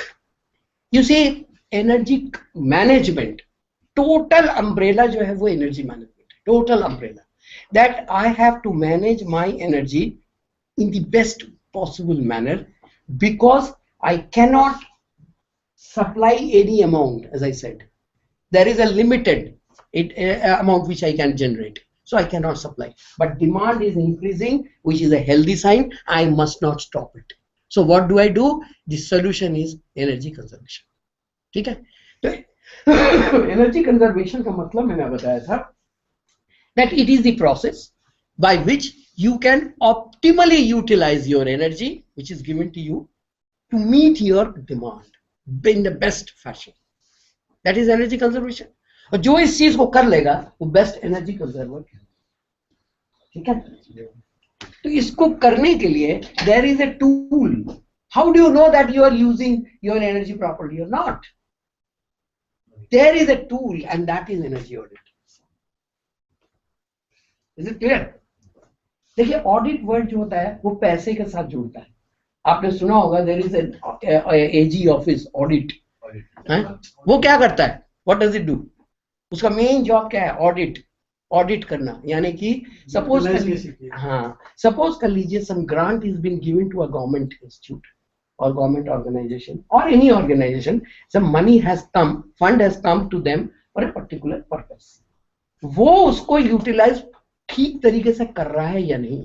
आपको दिया गया कि आप यहाँ लैब बनाइए, suppose development of A lab, electrical engineering department में एक लैब बनाने के लिए 10 लाख रुपए दिए, आपने लैब तो नहीं बनाया, 10 लाख रुपए की गाड़ी खरीदी, हमने खर्च तो कर दिया, but you have you done it correctly? No. So it is an audit objection. The task given to you was meant for developing a laboratory. Instead, you couldn't do it. Instead, you utilized that money, but in buying a car or buying something else, which was not to do anything with the lab. So that's a misuse. I would say it is a misuse. यहाँ पर audit objection होता है। तो audit करने का मतलब ये है, it is a tool which checks whether the fund given for has been utilised properly for the purpose और नॉट। तो एनर्जी पैसे के लिए तो बड़ा आसान हो गया, पैसे के लिए क्या है, fund given, the task done, the profit है तो प्रॉफिट, लॉस है तो लॉस, बैलेंस शीट बन गया, ये करते हैं ना। अगर बैलेंस शीट बनाया उसमें अगर आपने लॉस दिखा दिया, then you will be asked for why this loss, you have to answer that this was the reason, that is why the loss. Okay, I couldn't do it lesser in this lesser, but where is this audit, energy audit? इससे क्या करेंगे आप? The objective is same, mind it, the objective is absolutely same, means you will again find out whether the electrical energy sanctioned to you has been utilized properly or not. उसकी भी आपको balance sheet बनानी होगी, वो तरीका है energy audit करने का। तो कैसे करेंगे, आपको ईच एंड एवरी यूनिट का डिटेलिंग करना पड़ेगा कि ये यूनिट ये इस मशीन में खर्च हुआ, ये मशीन मिला इतना यूनिट, ये apparatus मिलके यहाँ पर लेइंग में इतना, केबल लेइंग में इतना, इलेक्ट्रिसिटी वायरिंग में इतना, इल्यूमिनेशन में इतना, वेंटिलेशन में इतना, सारा देख के आप देखेंगे whether that electricity is being utilised properly और नॉट। That method, that methodology what you do to know it is known as energy. कितने प्रकार के एनर्जी ऑडिट होते हैं? एक तो गो थ्रू ऑडिट होता है। Go through means you just go through, suppose I want to audit a plant, thermal generation plant के हमें ऑडिट करनी है, थर्मल जनरेशन प्लांट की ऑडिट करनी है। So I will go through and will find out कि okay यहाँ पर शायद गड़बड़ हो सकता है, यहाँ गड़बड़, यहाँ गो थ्रू कर दिया। इसको करने में ज्यादा टाइम नहीं, depending on the plant. If the plant is very big it may take 2-3 days, और if it is small 1 day, half day, etc. हो गया, हमने अपनी एक रिपोर्ट बना दी कि इन जगहों पर एनर्जी का यूटिलाइजेशन ठीक नहीं होगा शायद। Then comes the mini audit. First is go through audit, then the mini audit and finally the major audit और द फाइनल ऑडिट। ये तीन है, नोट कर लो। गो थ्रू ऑडिट और द प्राइमरी ऑडिट, उसको प्राइमरी ऑडिट भी बोलते हैं। गो थ्रू ऑडिट और प्राइमरी ऑडिट, मिनी ऑडिट और secondary audit, and final audit, third, और major audit. Now go through audit मैंने आपको बताया, सेकेंड इज योर सेकेंडरी और मिनी ऑडिट। उधर क्या करेंगे, that you have to go take the designs, take the drawings, take the specifications of the instruments. Suppose कर लिए 10 लेथ लगे हुए हैं, 5 आपके हैमर लगे हुए हैं, प्रिंटिंग लगा हुआ है, कटिंग सॉ लगा हुआ है, हैमर और भी कुछ मशीन्स लगे हुए हैं आपके, उन सबों की आप स्पेसिफिकेशंस देखिए, find out the specifications and find out कि इन स्पेसिफिकेशंस से ये जॉब आपका हो रहा है कि नहीं। अगर हो रहा है तो मंथली कितना हो रहा है, एक महीने में कितना हो रहा है, और एक महीने में आप कितनी इलेक्ट्रिसिटी कंज्यूम कर रहे हैं। ईच एंड एवरी मशीन को आप मंथली कन्वर्ट कीजिए और टोटल कंजम्पशन आप निकालिए कितनी यूनिट्स की कंजम्पशन हो रही है, and this is the purpose. Whether these specifications of the machines are correct और not, you will be able to know. हो सकता है कि ओवर साइज मशीन लगा दिया हो, it is quite possible that the machines are over size, it was not meant for, I have done it, मैंने खुद किया है, and I tell you that. Oversize machine लगा दिया तो उसमें क्या होगा, ओवरसाइज मशीन लगाया तो naturally consumption will be more. अगर मोटर है तो मोटर के, are you electrical engineers? Electrical, you mechanical. अगर मान लीजिए मोटर है तो उसमें क्या होगा, सपोज कर लीजिए, this has happened in audit with me, suppose I need a 2.5 HP motor, instead I put a 10 HP motor, what will happen? will consume more electricity. एक तो कंज्यूम इलेक्ट्रिसिटी फिर करेगी मोटर, और क्या होगा, एफिशिएंसी भी कम आएगी। वो क्यों? मोटर है सर, पावर फैक्टर भी उसका ये होगा, पावर फैक्टर, हाँ वो क्यों होगा, that is a very important point, क्यों होगा और उसका क्या असर होगा? इंडक्शन डिवाइस सर जैसे पावर फैक्टर सर अगर लो होगा तो करंट बढ़ जाएगी। नहीं, अंदाज में मत बताओ, अगर जानते हो तब तो बताओ, अंदाज में नहीं बताएंगे। देखिए, first of all, suppose I run the motor which is a 10 HP rated motor for say X hours. Instead of 2.5 HP, it has run with higher capacity, so it has consumed more electricity, number one. Number two, I have used the motor under load. उसकी 10 HP rating है और हमने उसको 1.5 HP या 2.5 HP के लिए लगाया हुआ है, it is unloaded. Power factor maximum होता है at its maximum load. Better power factor, तो पावर फैक्टर रिड्यूस हो जाएगा। जब पावर फैक्टर रिड्यूस हुआ उससे और बिल आएगा। सेकेंड थिंग, उससे एफिशिएंसी भी कम होगी। आपने कहा एफिशिएंसी कम होगी, वो क्यों होगी? इस वजह से efficiency will be reduce, losses will be more, power factor will be poor, and on total आपको एक पेनल्टी भी हो सकती है। देखिए, there are the things which you should know, otherwise पता ही नहीं है कि लोगों को तो इलेक्ट्रिसिटी बिल दे रहे हैं, क्या दे रहे हैं ये भी नहीं पता। Many people don't know, पढ़े लिखे लोगों को नहीं पता होता।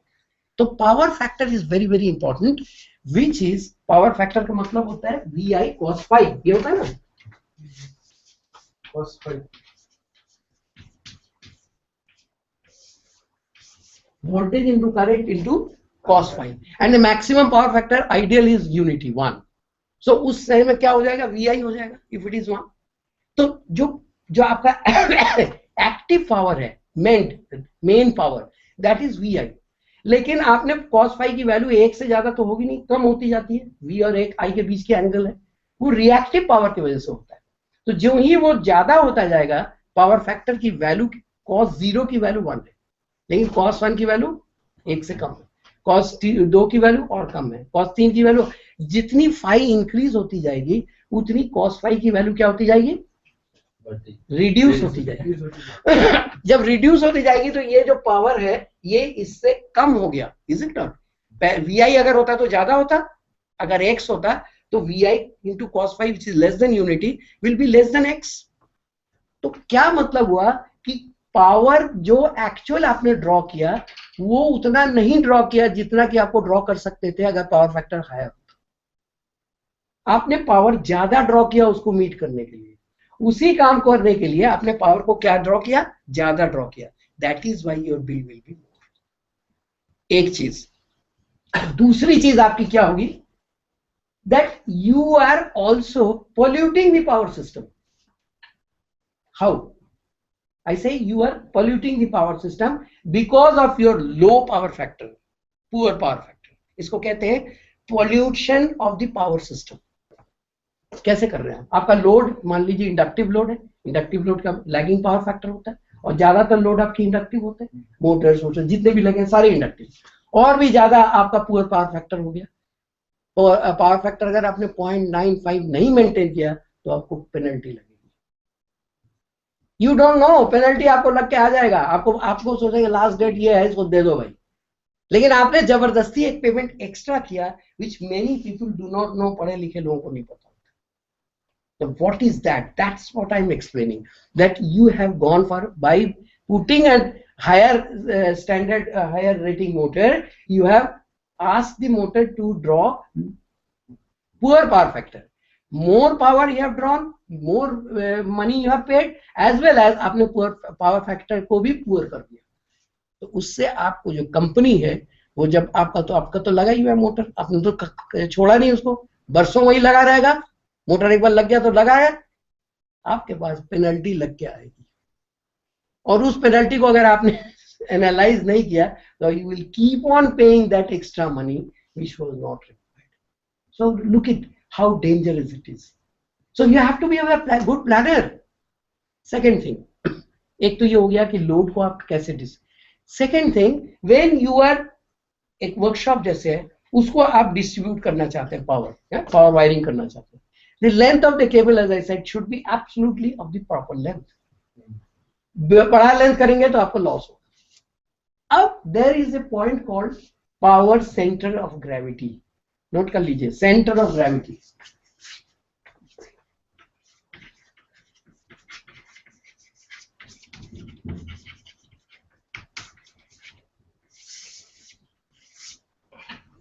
मान लीजिए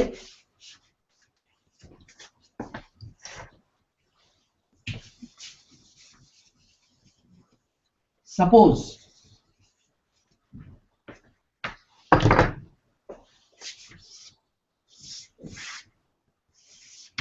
here there are some machines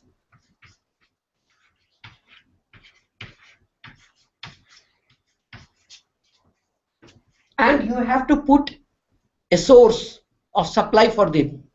आप इसको डिजाइन कर रहे हैं, आपने यहां मान लीजिए सप्लाई लगा दी और इससे आपने फीड कर दिया. Is it a good design? No. Why it is not? Because the length from the extreme corner will be more. Yeah. This is smaller.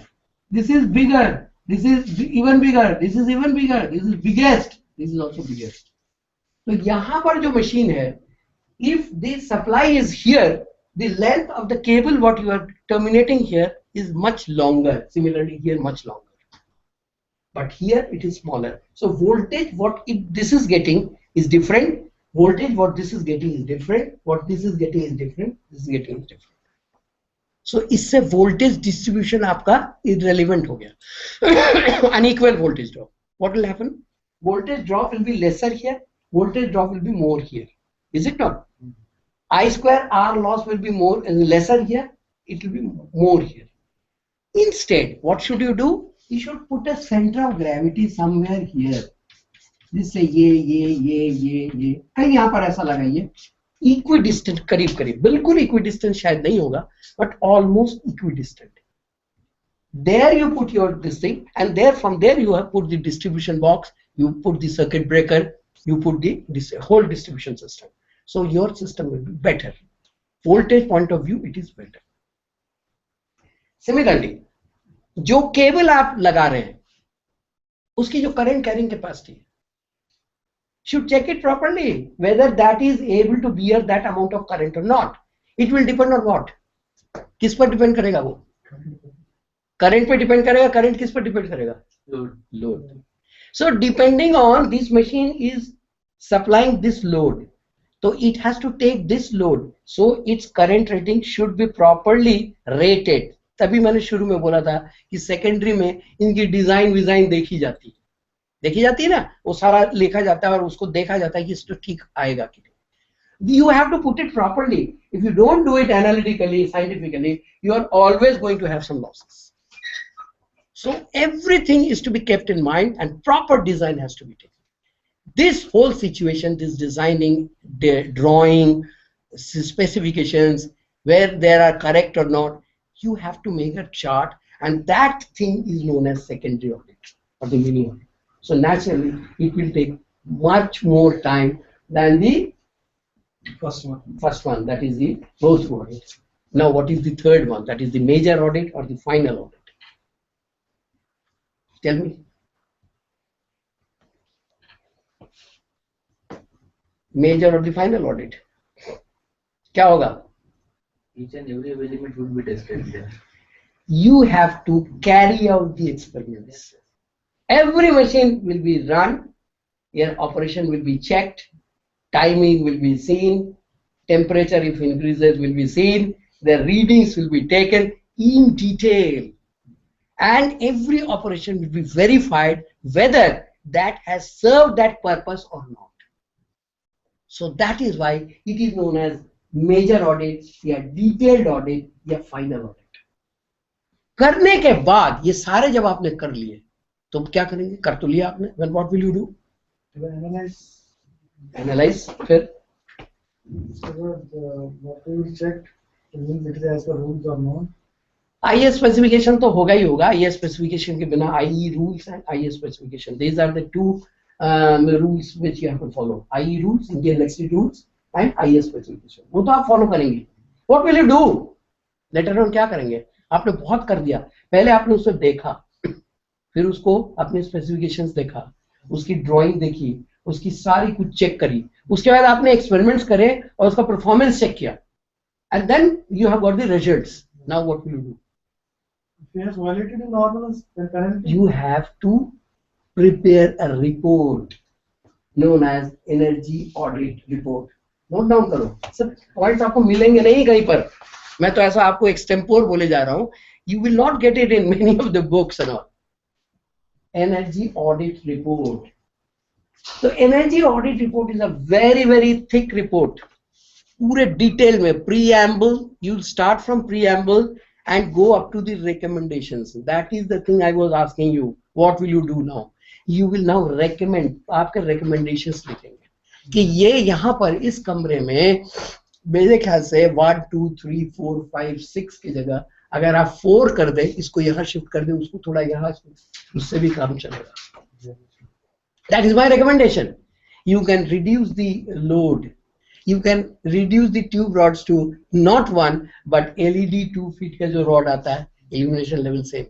These are the recommendations. You will remove so many fans are not required.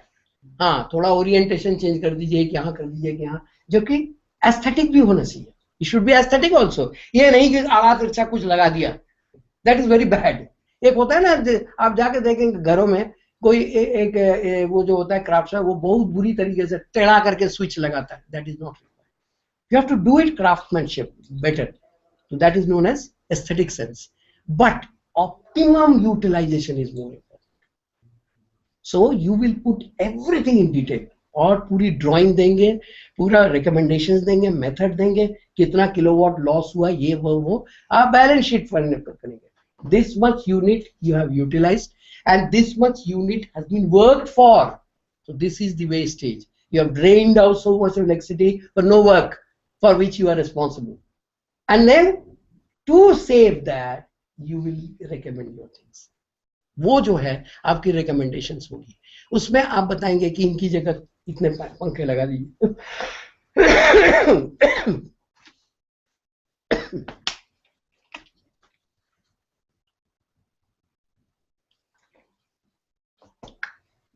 इसमें ACs लगे हुए हैं. Can you tell me whether they are correct or not? Are they optimum? No, sir.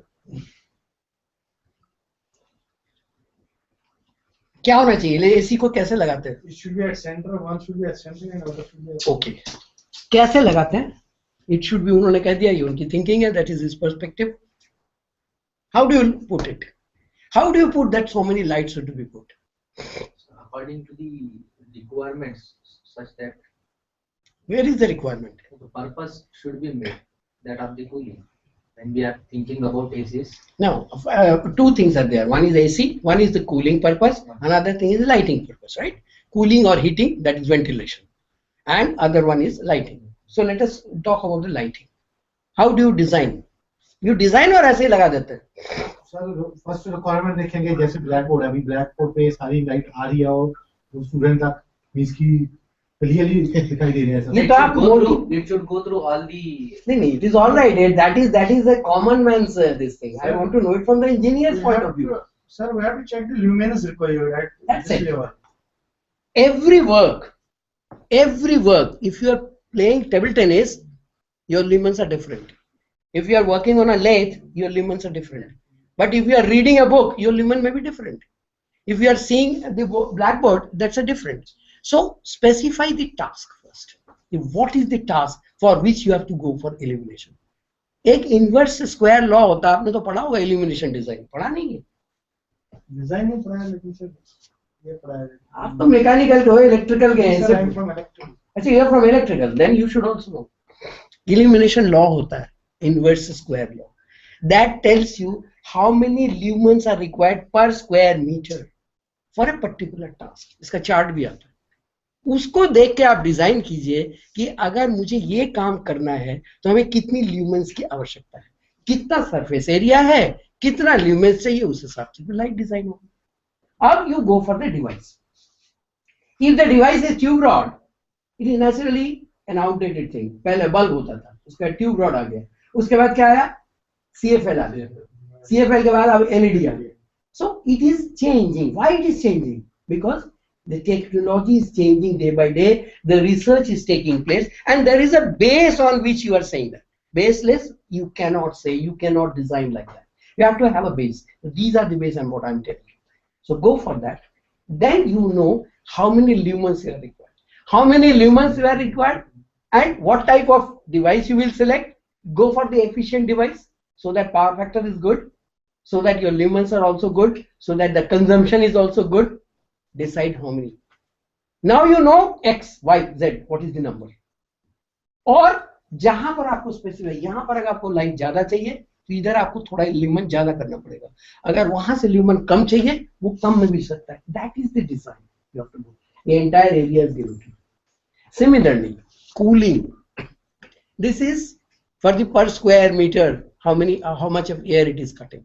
But what about the AC? AC की rating किसमें होती है? Tons. क्या होता है उसका भार? What is the ton? Ton means what? कभी सोचा नहीं इन सब चीजों को? है? Ton means it is the volume of the air, what it is cooling. So now what will you do? अगर आपको AC लगाना है रूम में, what will like to do? आप बताइए, मैकेनिकल इंजीनियर. ये तो मैकेनिकल का भी सब्जेक्ट है, लेकिन कहीं किसी ने बताया नहीं होगा ऐसा. बताओ कैसे करोगे? आपको इस रूम का वॉल्यूम निकालना पड़ेगा. Means only length and breadth से नहीं चलेगा. Length and breadth was for illumination. आपको हाइट भी लगानी होगी. कितना एयर इसके अंदर है, उस एयर को आपको इस टेम्परेचर में लाने के लिए कितना AC की जरूरत है, उस हिसाब से एयर कंडीशनर डिजाइन किया जाता है. ये नहीं कि एक 2.5 HP लगा दे, हम रूल है 1 HP लगा, 1 टन का लगा दे. What is this nonsense? This is absolutely bogus. I'm telling you. There are scientific ways of doing it. So do it accordingly. So आपने वेंटिलेशन डिजाइन किया, आपने इल्यूमिनेशन डिजाइन किया, उसके बाद प्रॉपर्ली प्लेस कीजिए एस्थेटिक सेंस के हिसाब से. आप देखिएगा आपकी design proper. This is everything is in your recommendations. Now another thing, as you said very intelligently, that power factor will be reduced. As you go for inductive load, power factor has to reduce. What will you do? क्या करेंगे आप? Capacitor bank introduce करेंगे. Okay, where will you put the capacitor bank? Sir, near the load. It is near the load all the time. Almost क्या? Maximum time is there is a source of lowering power factor. What is your good name? Rais. Huh? Rais. You are from Jammu Kashmir. Your accent is like that. If you know it, तब बताओ. अंदाज से मत बताओ. I'll tell you. अंदाज से मत भाई ये हो सकता है शायद ये, इससे कोई फर्क नहीं, उन्हें कुछ नहीं होता. Don't beat about the bush. क्या होता है? What happens? What was the question?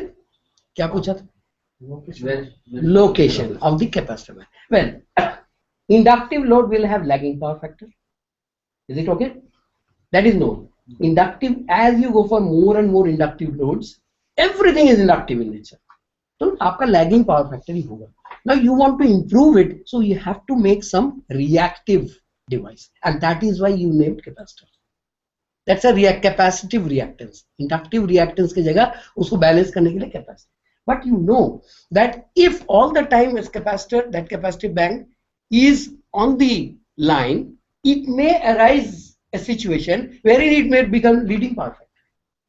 That is equally bad. Leading power factor is also not good.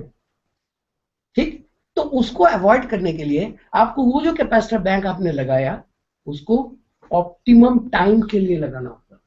You have to design a time where for which you have to put it. उसके बाद of कर दीजिए, फिर उसको on कीजिए, फिर थोड़ी देर तक के लिए रखिए. फिर तो व्हाट विल यू डू? पहले तो सबसे पहले ये capacitor bank, how will you choose कि what kind of capacitor bank you will go for? How do you design that? That is a design.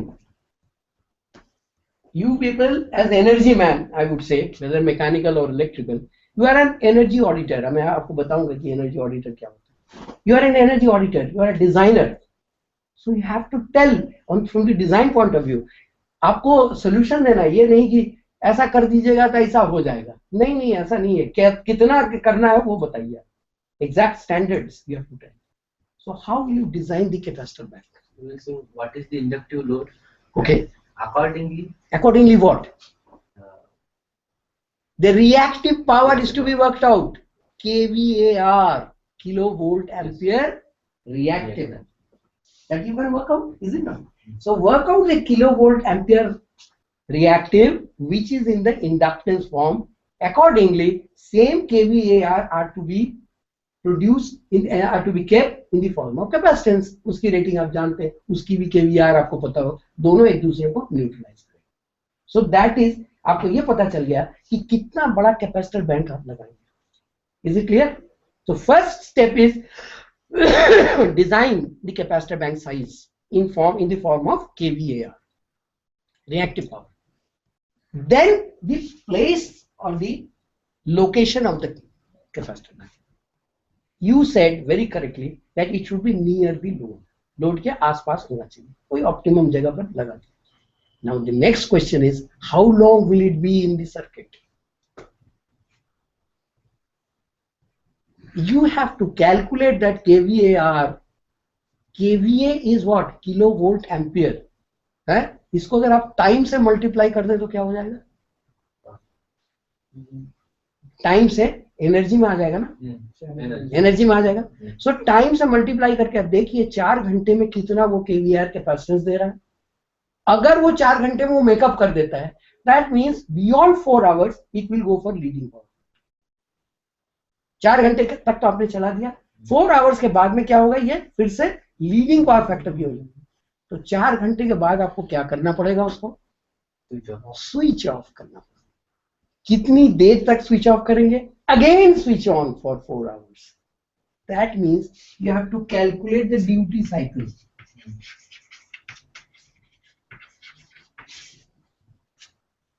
Have you ever thought of such things? कभी आपने इस चीज को ऐसे सोचा होगा कि एनर्जी मैनेजमेंट कितना टेक्निकल चीज है, कितना कुछ आप इसमें कर सकते हैं. Duty cycle means on off. How long it will be on, how long it will B of, again how long it will be on, again how long it will be off. That is known as duty cycle. So you have to go for the duty cycle. Once you have taken, you have defined and you have mathematically proved that this is the duty cycle, you have represented its place of location and you have calculated the kVAR of the capacitor bank, your problem is over. आप लगा के देख लीजिए, उसके बाद उसको switch off on करते रहिए तो आपका पावर फैक्टर जो है वो इंप्रूव हो जाएगा. The question is, how will you switch it on and off? कैसे करेंगे आप? क्या कोई जाके उसको ऑन करेगा, ऑफ करेगा? Nowadays, it is not recommended. So you have to go for a control circuit. Mind it, लिखिए. You have to go for a control circuit having microcontroller or microprocessor. So design a circuit. Long back मैंने किसी ME student से ये design कराया था. And it was such a wonderful circuit, beautiful circuit he designed with a microcontroller base, and power factor is always 0.97, 0.98. Why don't you take it as a project? So this way, these are the things you have to recommend, that you have to have a good power factor, you don't have any loose connections. Loose connection होने से क्या होता है? Constant voltage drop, power loss. आपने कई बार देखा होगा, many times you must have seen on the transformers, एक ग्लो होता रहता है, ऐसे ये पोल माउंटेड ट्रांसफॉर्मर्स हो, देखा है कि नहीं? देखा है. क्या आपने कुछ किया उसके बारे में? देखा तो होगा, you must have seen it, but what action have you taken? In your premises also you must have seen. Voltage भी फ्लक्चुएट करती है इसके लिए. वोल्टेज नहीं यार, मैं वो जो ग्लो इसके ग्लो से सर, ग्लो क्या हुआ तो क्या किया उसका? What is that actually? Loose connection का काम होता है. It is a loose connection, it is a power loss, constant power loss. उस पे अगर आपने उसको देखा और चले गए, you have done a crime, you are a criminal, I am telling you. अगर इस चीज को आपने तवज्जो नहीं दिया, पढ़े लिखे इंसान होके, यू आर अ क्रिमिनल। आपने इतने बड़ा लॉस को सह लिया। Immediately what you should do is you should tell the man concern, जो आपका स्टेट का ऑफिसर है या जो कंसर्न उसका है, वो बताइए वहां कांस्टेंट पावर लॉस हो रहा है, इसको ठीक कीजिए। It is only due to a loose connection. Similarly आपने स्ट्रीट लाइट्स में भी देखा होता है। So it is very very very very bad thing, लेकिन होता रहता है। यही सब चीजें हैं, these are the technical flaws. Because of that lot of energy is wasted without any meaning, बिना किसी कारण के वो वेस्ट हो रहा है। ठीक है, अब देखिए, ये तो आपने वर्कशॉप में इस तरीके से, लेइंग प्रॉपर होनी चाहिए, कनेक्शंस टाइट होनी चाहिए, length of the cable proper होना चाहिए, distribution should be as per as I said, centre of gravity होना चाहिए, voltage drop should be properly check, cable should be properly laid, उसका insulation आप चेक कीजिए। These are the tidbits how you go for energy saving, and यही उसके अंदर आपका recommendation हो। अब रिकमेंडेशन तो आपने दे दिया ना, लाला ने सुन लिया, वो क्यों एग्री करेगा? आप कहेंगे ना इसको करने में इतना पैसा खर्च आएगा, भाई capacitor bank if you want to put और you want to lay this year loose connection नहीं करो तो पैसा खर्च होगा कि नहीं? एनी अमाउंट से X Y Z something, why will he agree to it? वो क्यों एग्री करेगा? आप क्या करेंगे? आपका काम है उसको एग्री करा के उसको इंप्लीमेंट कराओ। And why will he agree, why will he implement? What is your role? बताइए। Your role is to provide with him payback period. Note करो, payback period.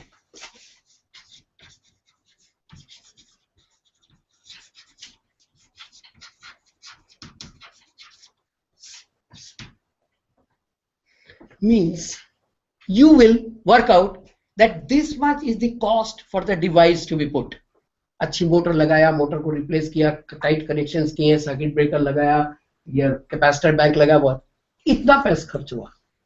लेकिन ये पैसा इतने दिनों बाद, उसको कहते हैं पे बैक पीरियड, आपको लौट आएगा। क्यों?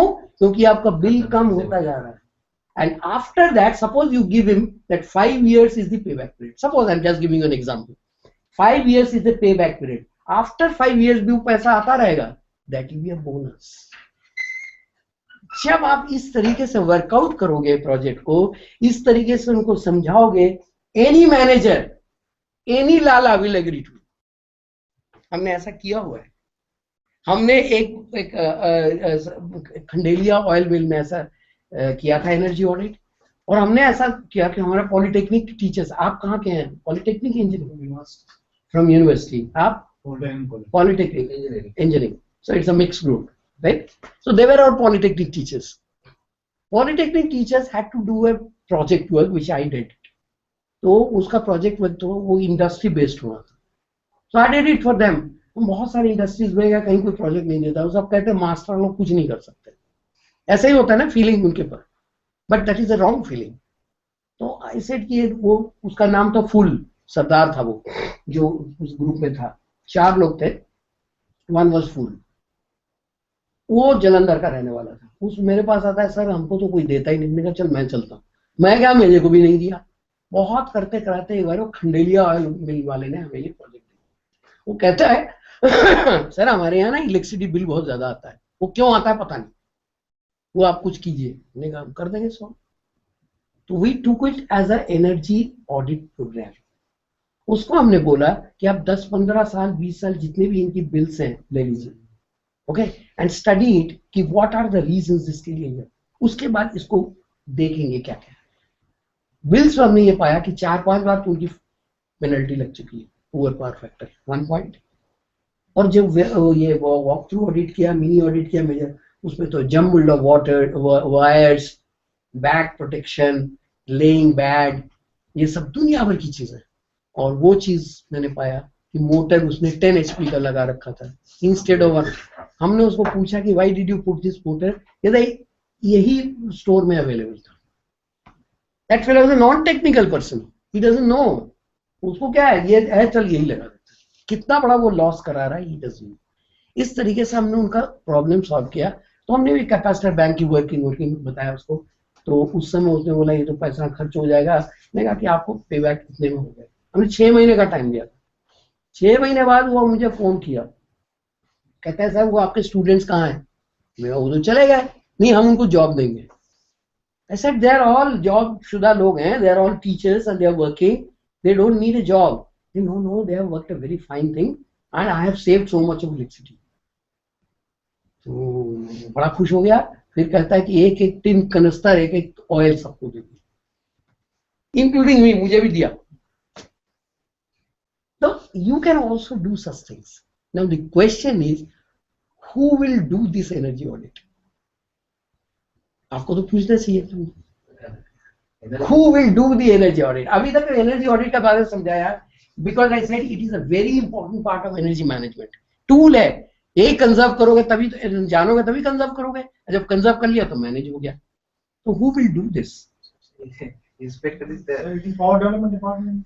No. Electrical inspector It is there. is, I'm telling you, it is a group work. It cannot be done alone. एक ग्रुप का काम है, तो उसको ऑडिट ग्रुप बोलते हैं।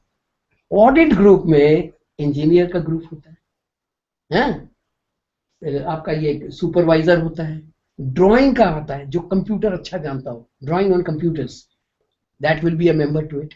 All engineers can be member, electrical engineer, mechanical engineer, automobile engineer, civil engineer, architect, सारा कुछ इसका मेंबर होता है।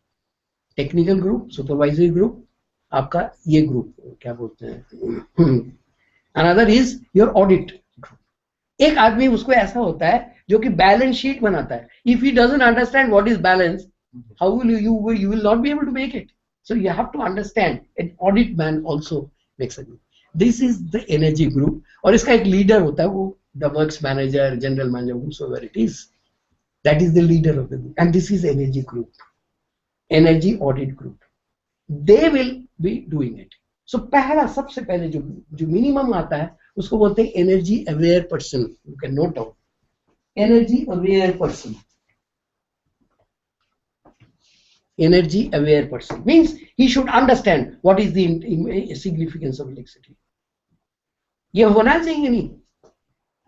मैंने बहुतों को देखा है कि लाइट जलती रहती है, बॉदर ही नहीं करती। Why it is being? मैं एक बार long back I had gone for a short term course in Shimla. तो शिमला में ठंड बहुत थी, तो people were using lot of heaters and all. Heater जल रहा था, लाइट भी जल रहे थे। तो मैं जब वहां पर गया लंच के बाद, लंच टाइम में मैं देखता हूँ कि पूरे ऑफिस में all the heaters on and nobody is there. कोई ऑक्युपाइड नहीं है, वो ऑक्युपेशन नहीं है कि कोई ऑक्युपाइड नहीं है। मैंने प्रिंसिपल को बोला कि I am giving an energy management course and this is your scenario, इसको बंद कराइए तुरंत। So this should not be, the attitude should be positive. A person has to be positive attitude, and with understanding of what is energy, why, how significant it is the maximum a commodity. You cannot just afford to waste it. ये एक attitude होनी चाहिए। कईयों को मैंने देखा पानी का टैप खुला हुआ है, nobody is bothered, चल रहा है। मैंने एक बार जाकर बंद कर दिया पार्क में, तो मेरे साथ कोई एक सज्जन टहल रहे थे, वो कहता तुमको क्या फर्क पड़ता है? हमने कहा फर्क पड़ता है यार, क्यों नहीं फर्क पड़ता, यदि वो तो सरकारी पानी है। मैंने सरकार तो हम आप हैं। व्हाट इज सरकार? क्या है सरकार? What is government? It is you and me, and our tax money is being paid for all these things. So one should understand. कोई बल्ब भी तोड़ता रहता है, उसको कोई मना नहीं करता, मैंने देखे हैं बहुत सारे। सो ये अवेयरनेस है, this is awareness. The first thing is the person should be energy aware person. Second thing is energy supervisor, उसका हायर energy supervisor.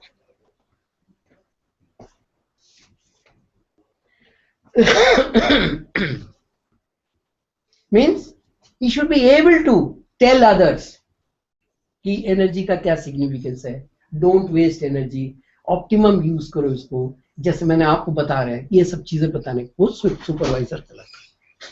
उसके बाद होता है energy auditor. Energy auditor who can by different means find out what is the position of energy. As I said, he will be able to carry out the audit and understand where is the energy being wasted. That is energy auditor.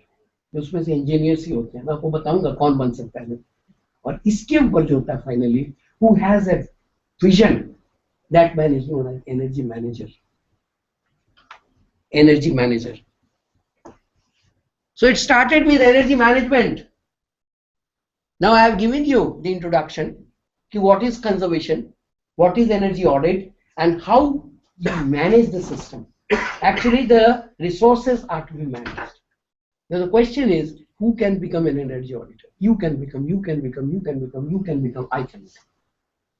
What is the way of doing it? There is an online examination. हर साल 2 बार होता है. उसका एक site है, आप देख सकते हैं. ब्यूरो ऑफ एनर्जी क्या है? ब्यूरो ऑफ एनर्जी में एक साइट है. Go to that and appear for the online test. इसका minimum qualification is diploma in any engineering. वो सब लोगों के पास है, diploma in any engineering. So you all are qualified for that. Write that examination online and earn the license of being an energy auditor. You have to earn a license. जब आपके पास licence आ जाएगा तो आपके signature की validity होगी. You can sign as an energy auditor on an energy audit report. So people will run after you. आपको पैसा भी होगा, फेम भी होगा, नेम भी होगा, everything. And people will know, oh, such and such is a good energy auditor and he has taken such energy auditing projects. उनको पकड़ो हमारे टीम में. Naturally you will rise. इसमें आपको एक्स्ट्रा कुछ नहीं करना है, but you have to know the things, you have to read a lot. बताया ना कि कैसे एनर्जी अवेयरनेस है, then energy supervisor, then energy auditor. But to qualify as an energy auditor, qualified energy auditor, you have to get the license that you can get through it. So the thing is, charity begins at home. Charity begins at home. आप इसका जो process जो मैंने आपको बताया, energy manage करने की एक छोटी सी प्रोसेस आपको बताई, ये आप अपने घर में स्टार्ट कीजिए. Because it begins at home. And see this, what I have told you. Use these tidbits. And you all are engineers. You should do it scientifically. And you will see the result. Then do it for the location. 5-7 houses के लिए कीजिए, फिर मोहल्ले के लिए कीजिए, फिर city या विलेज के लिए जहां भी आप रहते हैं, टाउन, उसके लिए कीजिए, फिर स्टेट के लिए कीजिए, फिर नेशन वाइड कीजिए. And finally you can do it on international basis because everything is online now. Grid connected. आप grid में भी participate कर सकते हैं. These days grid are connected, national, international. One grid. हाँ. So international grid पे भी आप participate कर सकते हैं. You can buy your ideas also. Online you can say, if you have a qualification of being an energy audit, your ideas will be validated and they will be honored. उसको value देंगे. ठीक है. With these words I would like to finish off the lecture. If any questions you have, you may ask the questions. So there was a question. Surely. Polluting the power system. So Yeah. we have not, I'll tell you what is that. Now you are one of the consumers, right? The power line is there, and on power line there are so many consumers. You are not only the consumer. Consumer 1, consumer 2, consumer 3, and so on. Suppose you are one of the consumers, and if it is at the beginning, it is more important. The power what the supplier is giving you is neat power. Neat power means quality power. It has voltage fluctuations, no voltage fluctuations, no harmonic contents, no power factor is 0.97 or so, and everything is healthy. So it is no voltage fluctuation, no voltage sag, etc., etc. So quality power. But you as a consumer are using certain loads. For your load, you are not only putting the power factor poor, but you are also introducing harmonics to the systems. Once you do it as a consumer, the same power is being fed to the other consumer. So the power what he will get is of lesser quality. This is known as power. He may also add certain impurities. So ultimately the whole power system becomes polluted, and this I rate as power pollution. and it is a very, very dangerous situation, and you are always entitled for paying penalty. If you are polluting, up power penalty up to lagi. Is it okay? Any other question? Okay.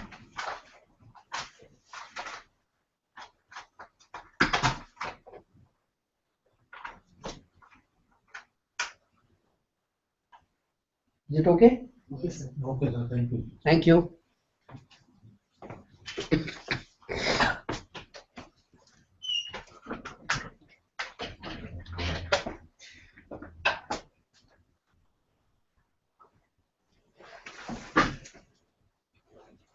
Tomorrow also I have a class. Yes, morning session.